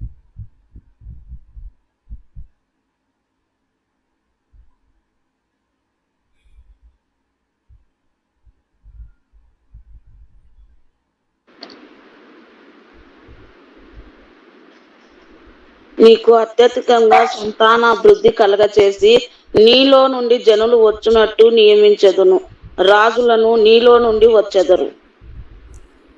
ఆరే కదమ్మా. ఆదికాండం 17వ అధ్యాయం 6వ వచనం అమ్మా. అతడు యెహోవాను నమ్మిను, ఆయన అది అతనికి నీతిగా ఎంచెను. అతడు యెహోవాను నమ్మెను, ఆయన అది అతనికి నీతిగా ఎంచెను కదా. దేవుడు అబ్రహాము ఏ విషయం అయితే నమ్మాడో, దేవుని ఏదైతే నమ్మాడో ఆ నమ్మడం అనేది నీతిగా ఇచ్చాడు. 15వ అధ్యాయం ఆదికాండం 15వ అధ్యాయం చాప్టర్ నెంబర్ 15 6th verse మనం చదివాం. అబ్రహాము నమ్మడమే ఆయనకు నీతిని కలుగజేసింది. అంటే విశ్వసించడం. నమ్మడం అంటే విశ్వసించడం వలన ఆయన నీతిమంతుడని తీర్చబడ్డాడు. అప్పటికి క్రియలేం లేవు. ఇంకా చెప్పాలంటే అసలు ఇక్కడ గలతీ పత్రిక యొక్క సెంట్రల్ థీమే సున్నతి గురించి మాట్లాడే సందర్భంలో కదా సున్నతి పొందండి అని చెప్తున్నారు పరిసయ్యులు. కానీ విని విశ్వసించి దేవుని యందు నడవడం బట్టి కదా దేవుడు మనకిస్తాడు. సున్నతి కాదు కదా మన నిత్య జీవితాన్ని మనకి ఇప్పించగలిగేది, సున్నతి కాదు కదా అని పౌలు గారు వాదిస్తూ అబ్రహాముని ఎగ్జాంపుల్ గా తీసుకొని చెప్తూ ఆయన విశ్వసించాడు, అది అతనికి నీతిగా ఎంచబడింది. అసలు సున్నతి అనే మ్యాటర్ 15వ అధ్యాయంలో లేనే లేదు. సున్నతి ఎప్పుడు వచ్చింది, సున్నతి చేయించుకోవాలని ఎప్పుడు చెప్పాడంటే 17వ అధ్యాయంలో 10-11 వచనాల్లో చెప్పాడు. 17వ అధ్యాయంలో 10-11 వచనాల్లో మీ కుటుంబం వాళ్ళు అందరూ కూడా సున్నతి చేయించుకోవాలి, ఇది మీకు ఒక నిత్యమైన నిబంధనగా ఉంటుంది అని 17వ అధ్యాయంలో తీసుకొచ్చాడు. కానీ దేవుడు సున్నతి అనే టాపిక్ ని అబ్రహాం దగ్గర 15వ వచనంలో సున్నతి మ్యాటరే లేదు. సున్నతి పొందక మునుపు ఏం జరిగిందంటే విశ్వసించాడు అబ్రహాము. ఆయన విశ్వసించాడు కాబట్టి దేవుడు దానిని అతనికి నీతిగా ఇచ్చాడు. నీతిమంతుడుగా ఆయన్ను తీర్చిదిద్దాడు. దానిలో ఎలాంటి డౌట్ లేదు. అబ్రహాము నీతిమంతుడు, దానిలో ఎలాంటి డౌట్ లేదు. కానీ అబ్రహాము ఏ రూట్లో అయితే దేవుణ్ణి విశ్వసించాడో, ఏ విధంగా అయితే నీతిమంతుడుగా తీర్చబడ్డాడో, మరి మీరు అబ్రహాము సంతానం అని చెప్పుకుంటున్నప్పుడు మీరు కూడా విశ్వసించటం వలన, దేవుని యందు నమ్మిక ఉంచటం వలన నీతిమంతులుగా తీర్చబడతారే తప్ప సున్నతి పొందటం వలన కాదు కదా నీతిమంతులుగా తీర్చబడేది అని పౌలు గారి యొక్క కౌంటర్ క్వశ్చన్ ఈ యొక్క గలతీ సంఘానికి అని మనము గుర్తుపెట్టుకోవాలి. మరలా చదువుతున్నాను 5వ వచనం 6వ వచనం ప్రియులరా. గలతీ పత్రిక 3వ అధ్యాయము 6వ వచనం. అబ్రహాము దేవుని నమ్మెను, అది అతనికి నీతిగా ఎంచబడెను.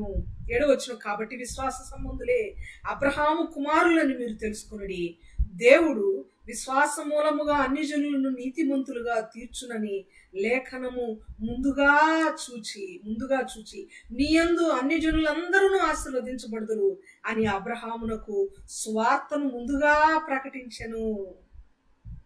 ముందుగా అంటే దేనికి ముందుగా స్వార్థ ప్రకటించబడింది అబ్రహాముకి. ప్రకటించిన వారెవరో తెలుసా? యెహోవాయే స్వార్థ ప్రకటించాడు అబ్రహాముకు. ఏమని? మిగిలిన అన్ని జనులందరూ కూడా నీ మూలముగా రక్షణలోనికి వస్తారు, నీ మూలముగా మిగిలిన వారందరూ కూడా రక్షింపబడతారు. ప్రతి జనాంగము నీ ద్వారా, నీ మూలముగా రక్షణలోనికి వస్తారు అని ఎవరు చెప్పారు? ఎవరికి చెప్పారు? ఒకసారి చెప్తారా? ఎవరికి చెప్పారు ఈ మాట?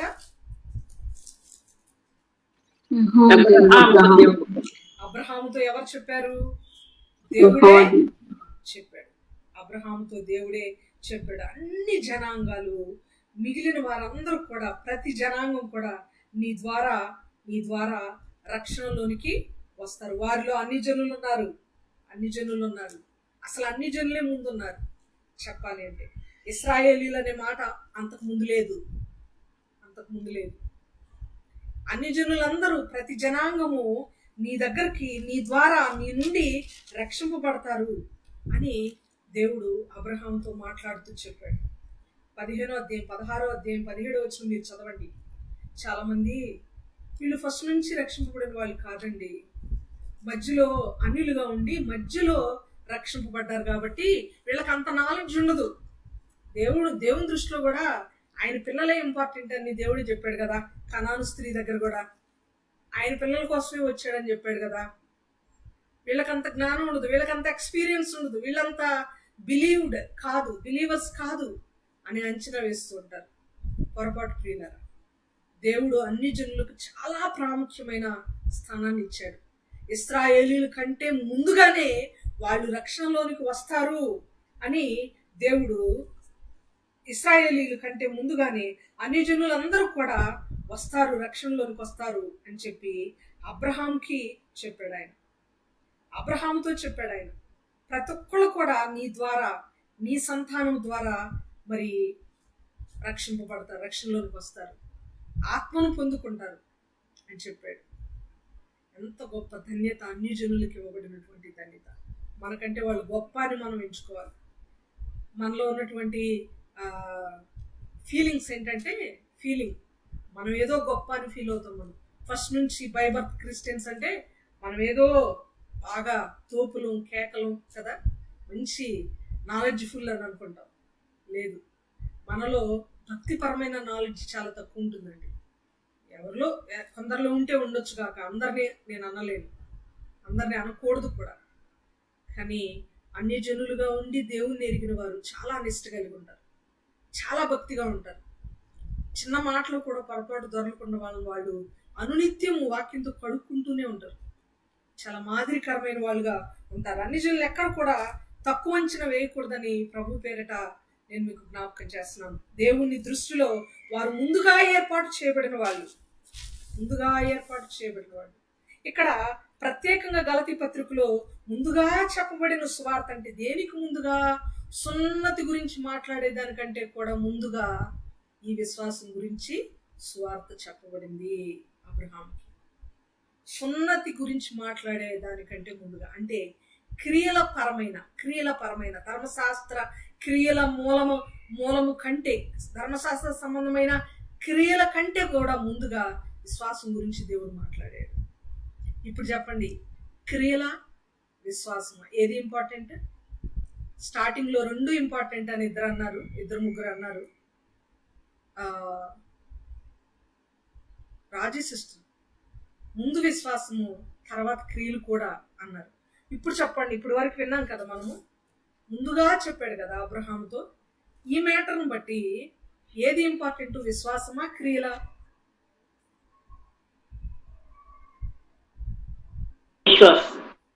విశ్వాసం. అయితే మీరు ఇప్పుడు నన్ను ఇంకొక క్వశ్చన్ అడగాలి, మీరు అడగక ముందే, లేకపోతే ఒక కామెంట్ యూట్యూబ్ లోనో ఏదో రాక మునిపే మనం ఒక ఎక్స్పెక్టెడ్ సిస్టర్ ప్లీజ్. విశ్వాసం లేని క్రియలు మృతం అన్నారు కదా. చెప్పండి, అడగండి సిస్టర్ ప్లీజ్. విశ్వాసం లేని క్రియలు మృతం అన్నారు కదా. విశ్వాసం లేని క్రియలు మృతం కాదు, క్రియలు లేని విశ్వాసం. క్రియలు లేని విశ్వాసం. మరి ఇప్పుడు అబ్రహాంలో విశ్వాసం ఉంది, క్రియల కంటే ముందే మరి దేవుడు విశ్వాసం గురించి మాట్లాడాడు కదా, క్రియలు లేకపోయినా పర్వాలేదా అనే డౌట్ అదే కదా. ఈ డౌట్ రావాలి, వస్తేనే మీరు వాక్యం వస్తేనే నాకు కూడా సాటిస్ఫాక్షన్. డౌట్ రావాలి, వచ్చి తీరాలి, వచ్చింది కూడా. అందుకు దేవుని స్తోత్రం. ఫస్ట్ ఈ డౌట్ క్లియర్ చేసుకునే ముందు క్రియలు లేని విశ్వాసము మృతం అన్నాడు కదా. ఎవరన్నారు ఆ మాట? యాకోబు గారు అన్నారు. ఒకసారి ఆయన అన్న మాట ఒకసారి క్లియర్గా చదువుకొని మనం ముందుకెళ్దాం. ఆయన అన్నాడు కరెక్టే, మనకు వచ్చిన డౌట్ కూడా కరెక్టే. యాకోబు పత్రిక 2వ అధ్యాయము, యాకోబు పత్రిక 2వ అధ్యాయము 21 నుండి 26 వచనాల వరకు చదవాలి మనం.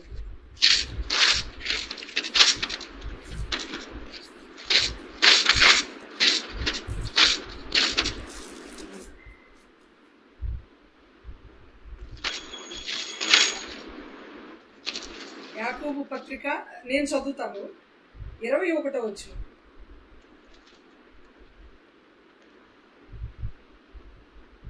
21వ వచనం నుండి నేను చదువుతున్నానండి.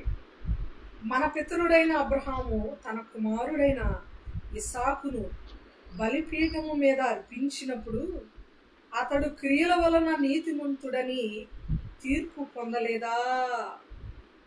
ఈ వచనం చదివితే ఇప్పటి వరకు మనం విన్న వాక్యం అంతా అట్టర్ ఫ్లాప్ అయిపోయినట్టుగా ఉంది. అదేంటి? యాకోబు క్రియల వలన నీతిమంతుడని అబ్రహాము తీర్పు క్రియల వలన నీతిమంతుడని తీర్పు పొందాడని చెప్తున్నాడు. పౌలు గారేమో అబ్రహాము దేవుని నమ్మెను, అది అతనికి నీతిగా ఎంచబడిను అని చెప్పాడు.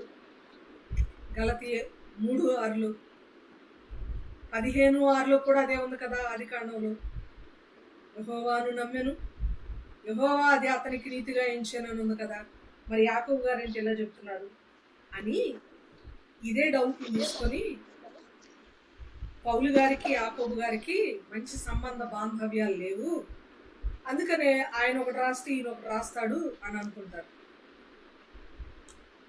ఇంతవరకు మనము పౌలు గారు రాసిన పత్రికలు, గలతీ పత్రికలు కానీ ఆది కాండంలో కానీ వచనాలు చూసి యాకోబు పత్రికలో ఉన్నటువంటి ఈ వచనాన్ని ధ్యానం చేయకపోతే హాఫ్ నాలెడ్జ్తోనే ఉంటాం, సగం మాత్రమే తెలుసుకున్న వారంగా ఉంటాం. ఇది కంపల్సరీగా తెలుసుకోవాలి. ఇందాక ఒక క్వశ్చన్ అడిగాను నేను, ఏమనంటే అమ్మ ప్లీజ్ చెప్పండి అమ్మా. అమ్మ ఏమన్నా క్వశ్చన్ అడగాలనుకుంటున్నారా? దెబోరమ్మ. లేదండి, క్రియలు లేని విశ్వాసం అనేది ఇప్పుడు మనం దాని గురించే ఆలోచిస్తున్నాం కదా, అది కరెక్ట్ కదా అని నా డౌట్. అదే అదే మనం మాట్లాడుతున్నామమ్మా. ఇప్పుడు మనం చేయబోయే డిస్కషన్ అది.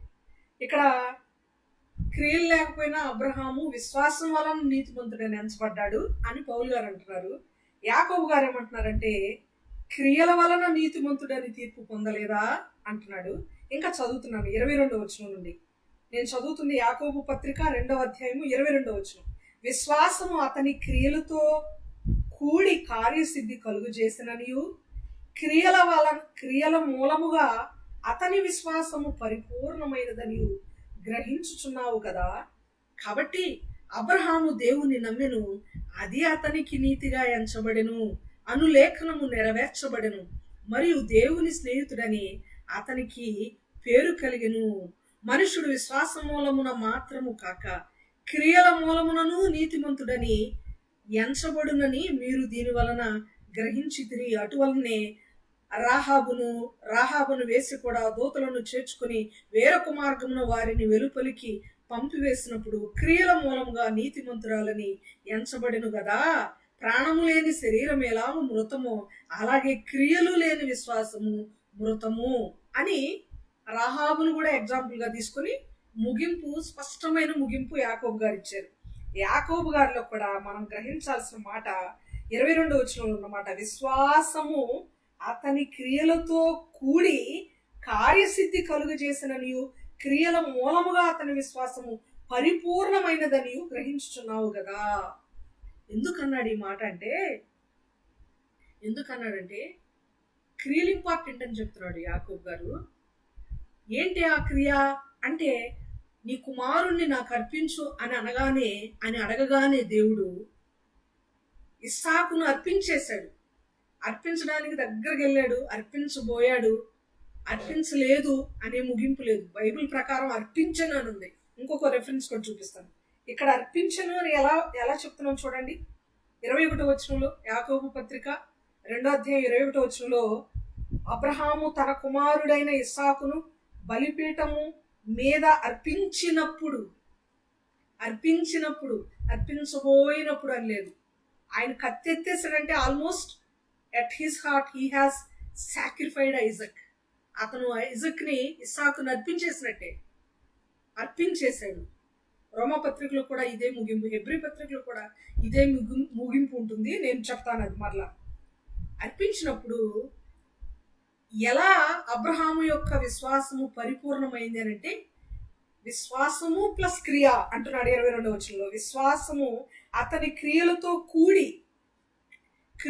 పాటుగా ఏముంది? అతనికి విశ్వాసం ఉంది. ఇంకా క్లియర్గా చెప్పాలంటే, ఆయన క్రియ చేయడానికి ఇస్సాకును తీసుకెళ్లి మోరియా పర్వతము దగ్గర బలి అర్పించే ఆ క్రియ అబ్రహాము గారు చేయడానికి ఆయన్ని వెనక నుండి తోసినది, వెనక నుండి ఆయన్ని బలపరిచి ముందుకు నెట్టింది ఆయనలో ఉన్న విశ్వాసం కాదా?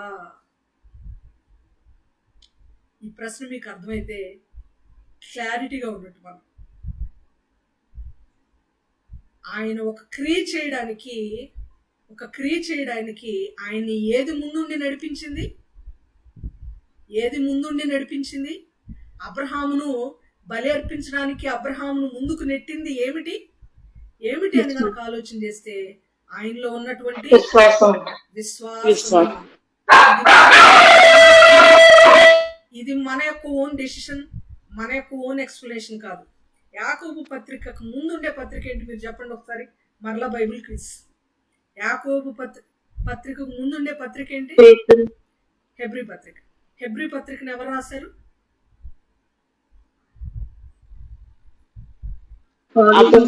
పౌలు రాసినారు. నో డౌట్ అపోస్తలుడైన పౌలు గారే.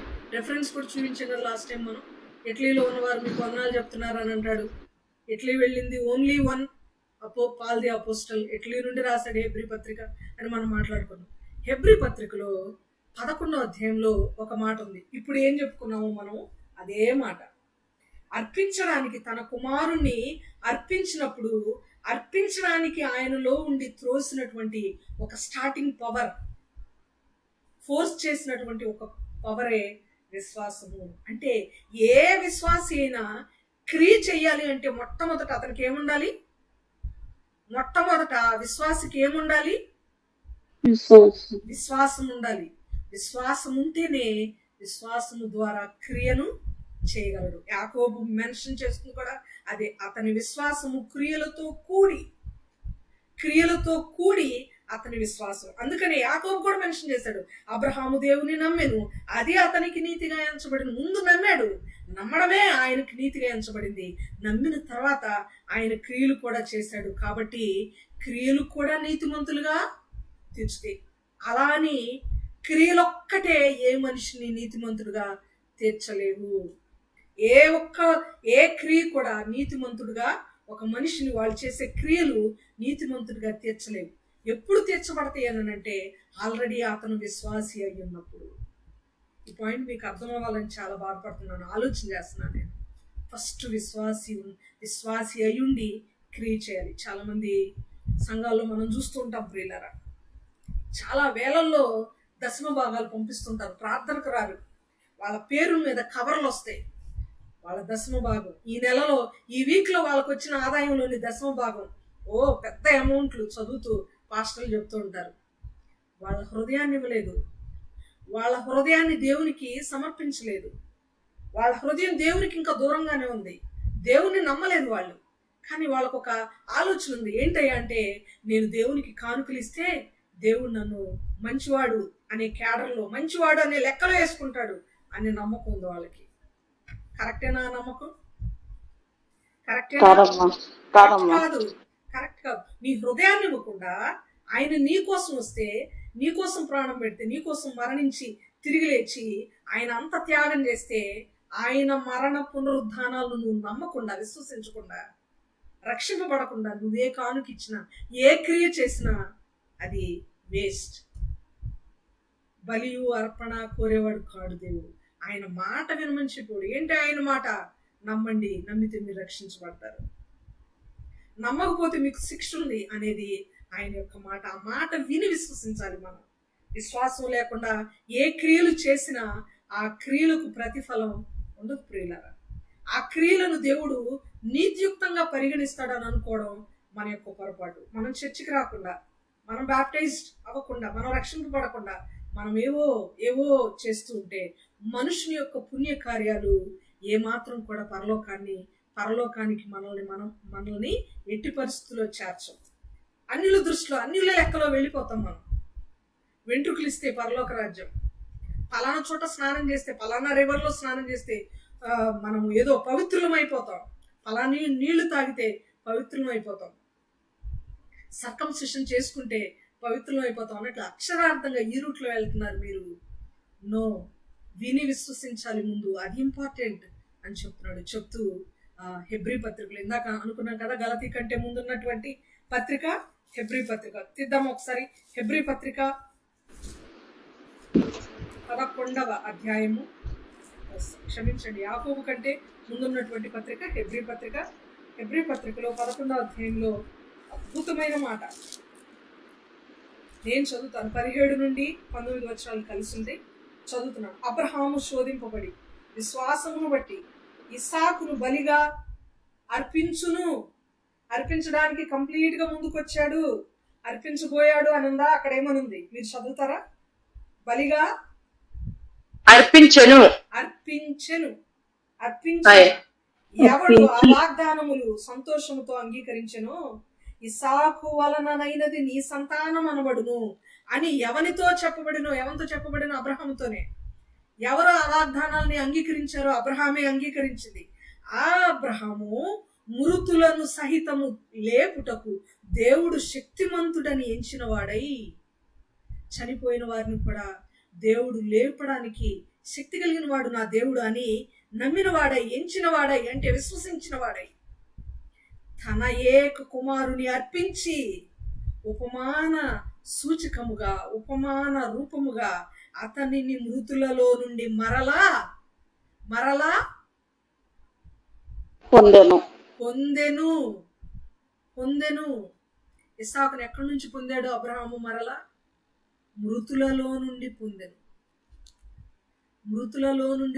ఎంత లోతైన వాక్యం అంటే ఈ వచనం. అబ్రహాము బలి అర్పించేశాడు. ఎప్పుడైతే ఇవ్వడానికి సిద్ధపడ్డాడో అర్పించేశాడు.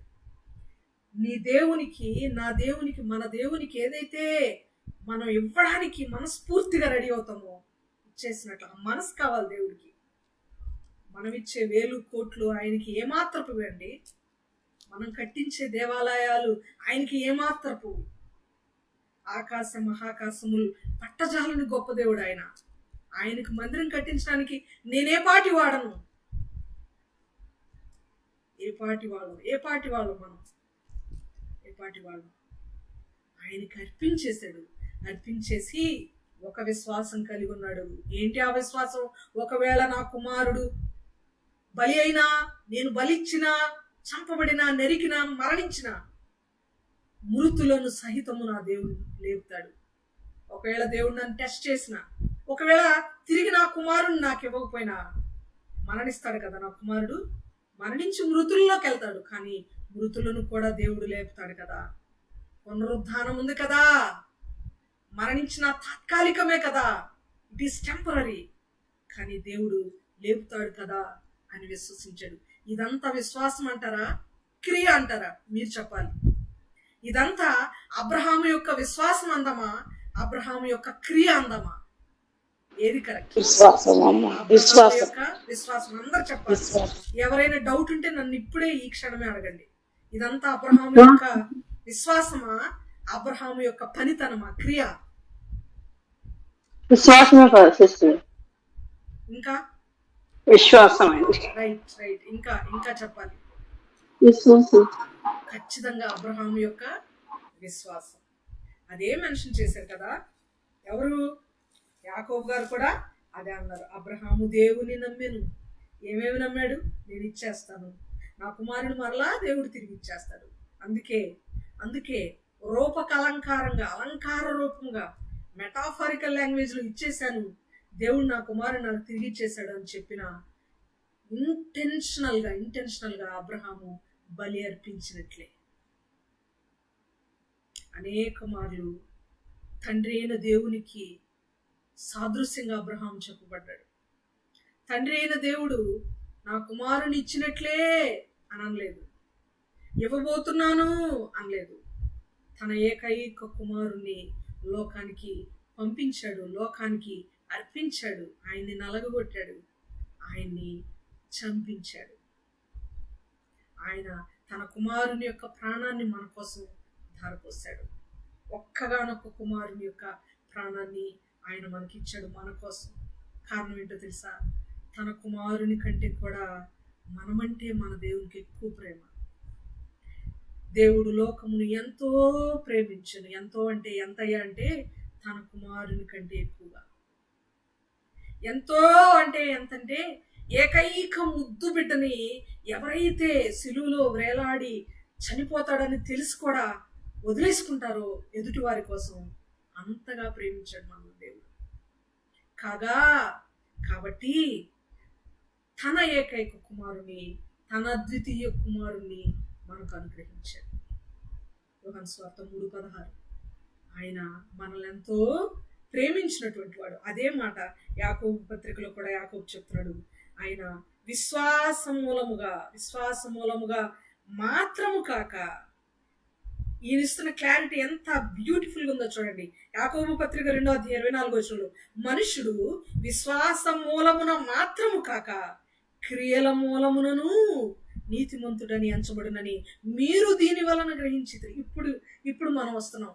ఇప్పుడు విశ్వాసం ఉంది, కంప్లీట్గా విశ్వాసం ఒక్కటే ఉంటే సరిపోతుందండి, ఏ క్రియ మనం చేయకూడదు అని అనడానికి లేదు. అదేంటి సిస్టర్, మీరు ఇందాక అన్నారు కదా క్రియలు లేకపోయినా విని విశ్వసించడం వలన నీతిమంతులుగా తీర్చబడతామని ఇందాక అన్నారు కదా, ఇప్పుడు క్రియలు కూడా ఉండాలంటున్నారేంటి అని మీరు నన్ను క్వశ్చన్ చేయాలి.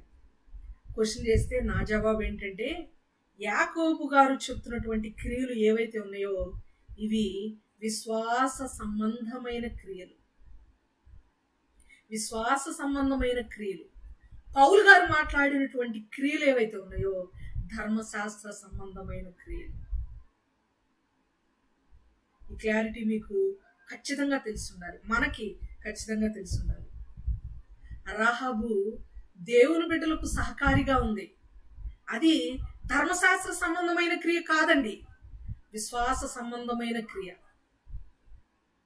ఎవరైనా చలితో మనకు కనబడ్డప్పుడు దుప్పటి కప్పుకోకపోయావా, దుప్పటి కొనుక్కోకపోయావా, మంచి బట్టలు వేసుకోకపోయావా, అయ్యో చినిగిని అని బట్టలు, అందుకే చినిగిన బట్టల ద్వారా గాలి వెళ్ళి బాగా చలిగా ఉంది నీకు, ఒక దుప్పటి కొనుక్కోకపోయావా అని అనకుండా వాళ్ళకి మన డబ్బులతో దుప్పటి కొని ఇస్తే అది విశ్వాస సంబంధమైన క్రియ, ధర్మశాస్త్ర సంబంధమైన క్రియ కాదు. అది ధర్మశాస్త్ర సంబంధమైన క్రియ ఏంటి? పౌలు గారు ఇందాక నుంచి బాధపడుతున్న క్రియలు, ఆ క్రియలు అవసరం లేదు చెప్తున్న క్రియలు ఏంటో తెలుసా? ధర్మశాస్త్ర సంబంధమైన క్రియ. సున్నతి చేసుకో, నిత్య జీవితం. సున్నతి చేసుకో, నీతిమంతుడు అవుతావు. సున్నతి చేసుకో, నిత్యము జీవిస్తావు, ఎటర్నల్ లైఫ్ ఉంది, పరలోకం వస్తుంది. ఇది ధర్మశాస్త్ర సంబంధమైన క్రియ.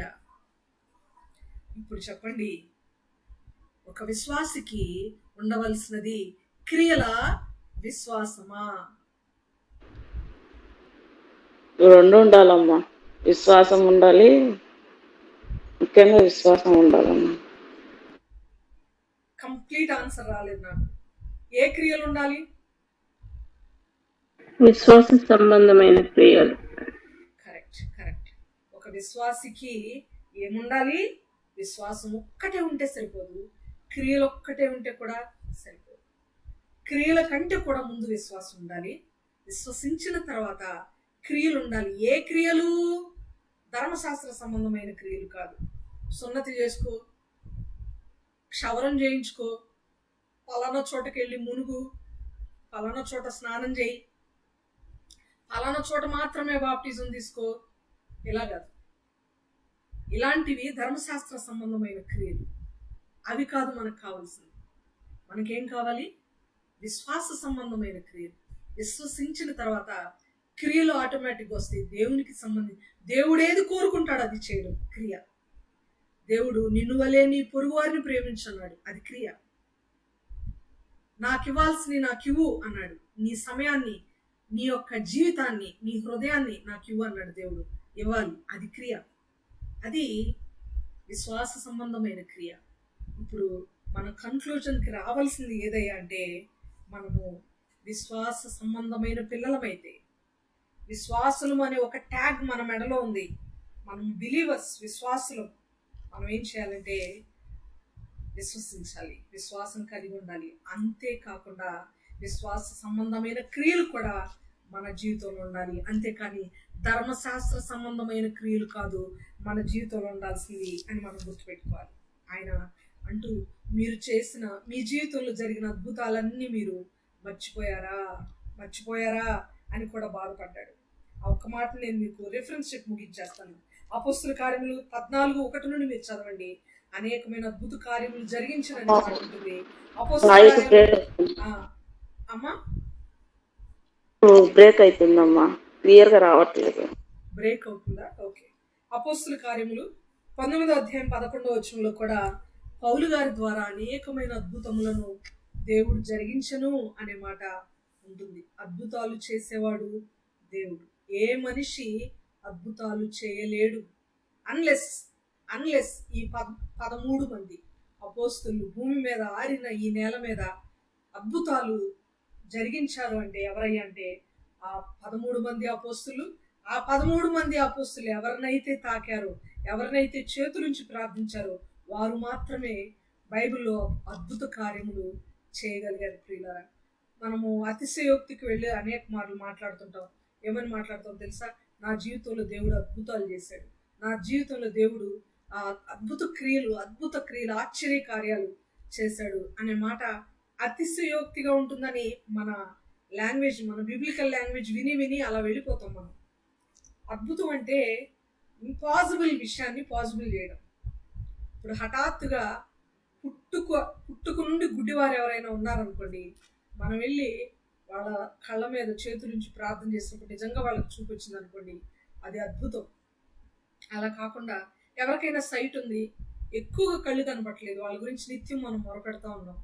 నిదానంగా కొంతకాలానికి మెల్లమెల్లగా వాళ్ళ యొక్క సైట్ ఆ పర్సంటేజ్ తగ్గుతూ కొద్దిగా చూపు కనబడుతుంది అనుకోండి, దాన్ని అద్భుతం అంటామా? దేవుడు మన ప్రార్థన ఆలకించి ప్రార్థనకి ఇచ్చిన జవాబు అందామా? మనం ఏమంటాం తెలుసా? ఆశ్చర్య కార్యాలు చేశాడండి దేవుడు, అద్భుత కార్యం చేశాడండి దేవుడు అంటాం. అంత పెద్ద తప్పేం కాదన్నమాట. కానీ గుర్తుపెట్టుకోవాలి, కొన్ని పదాలు క్రైస్తవ సమాజంలో వాడబడటం బట్టి మిస్యూజ్ చేయబడుతున్నాయి. అద్భుతాలు చేస్తారు, హీలింగ్ పవర్ ఉంది, ఆశ్చర్యమైన శక్తులు ఉన్నాయి అనేటువంటి కొన్ని పదాలు వాడడం వలన అనేక మందిని మభ్యపెట్టిన వారం అవుతాం, అనేక మంది విశ్వాసంలో పడిపోవుటకు కారణమవుతాం, అనేక మంది విశ్వాసంలో తొలగిపోవుటకు రాంగ్ రూట్లో నడవడానికి మనం కారణమైన వారు అవుతాం. దేవుడు ప్రార్థన చేసినప్పుడు ఆలకించి మేలు చేశాడు, దేవుడు ఆ బిడ్డను రక్షించాడు, దేవుడు ఆ బిడ్డని ఈ విధంగా స్వస్థపరిచాడు అని చెప్పడంలో అతిశయోక్తి లేదు. కానీ అద్భుతములు, సూచక్రియలు అలాంటి పెద్ద పదాలు మరి ఆ 3 అపోస్తులకు చెందిని అని వాక్యానుసారంగా మనం గత సెషన్లో కూడా చూసాం. మరొకసారి జ్ఞాపకం చేస్తున్నాను, భూమి మీద ఎవ్వరికి కూడా ఏ మానవుడికి ప్రజెంట్ అద్భుతం చేసేటువంటి, ఒక వండర్ చేసేటువంటి శక్తిని దేవుడు ఇవ్వలేదు. ఇచ్చాడు అంటే మేబీ వాళ్ళ మీద స్పెషల్గా పవర్ పడి ఉండాలి. మైట్ బి మేబీ కాదు, ఖచ్చితంగా పడి ఉండాలి. అలా పడాలి అని అంటే ఈ 13 అపోస్తలు చేతులు ఉంచి ఉండాలి. సో ఈ కార్యాలన్నీ మీరు ఎలా మర్చిపోయి భిన్నమైన స్వార్థ తట్టు తిరిగారు? ఒకసారి నెమరు వేసుకోండి. దేవుడు ఎలాంటి అద్భుతాలు చేశాడో, ఎలా మిమ్మల్ని రక్షించాడో, మనమంతా ఎలా బ్రతికామో, ఫస్ట్ జర్నీలో ఎలాంటి ఎక్స్పీరియన్స్ కలిగి ఉన్నామో ఒకసారి జ్ఞాపకం చేసుకోండి. అబ్రహాంను ఒకసారి జ్ఞాపకం చేసుకోండి అని పదే ఎగ్జాంపుల్స్ని జ్ఞాపకం చేస్తూ మరి పౌలు గారు సిద్ధాంతాన్ని మాట్లాడుతున్నారు. సిద్ధాంత వాదన ఈ విధంగా ఉంటుంది. ఇప్పుడే ఓపెన్ చేశాడు 6వ వచనం నుండి. ముందు ఇంకా అనేకమైనటువంటి వాక్యాలను మనం నేర్చుకోబోతున్నాం. అప్పటి వరకు దేవుని కృప మనకు తోడేండును గాక. దేవుడి కొద్ది మాటలు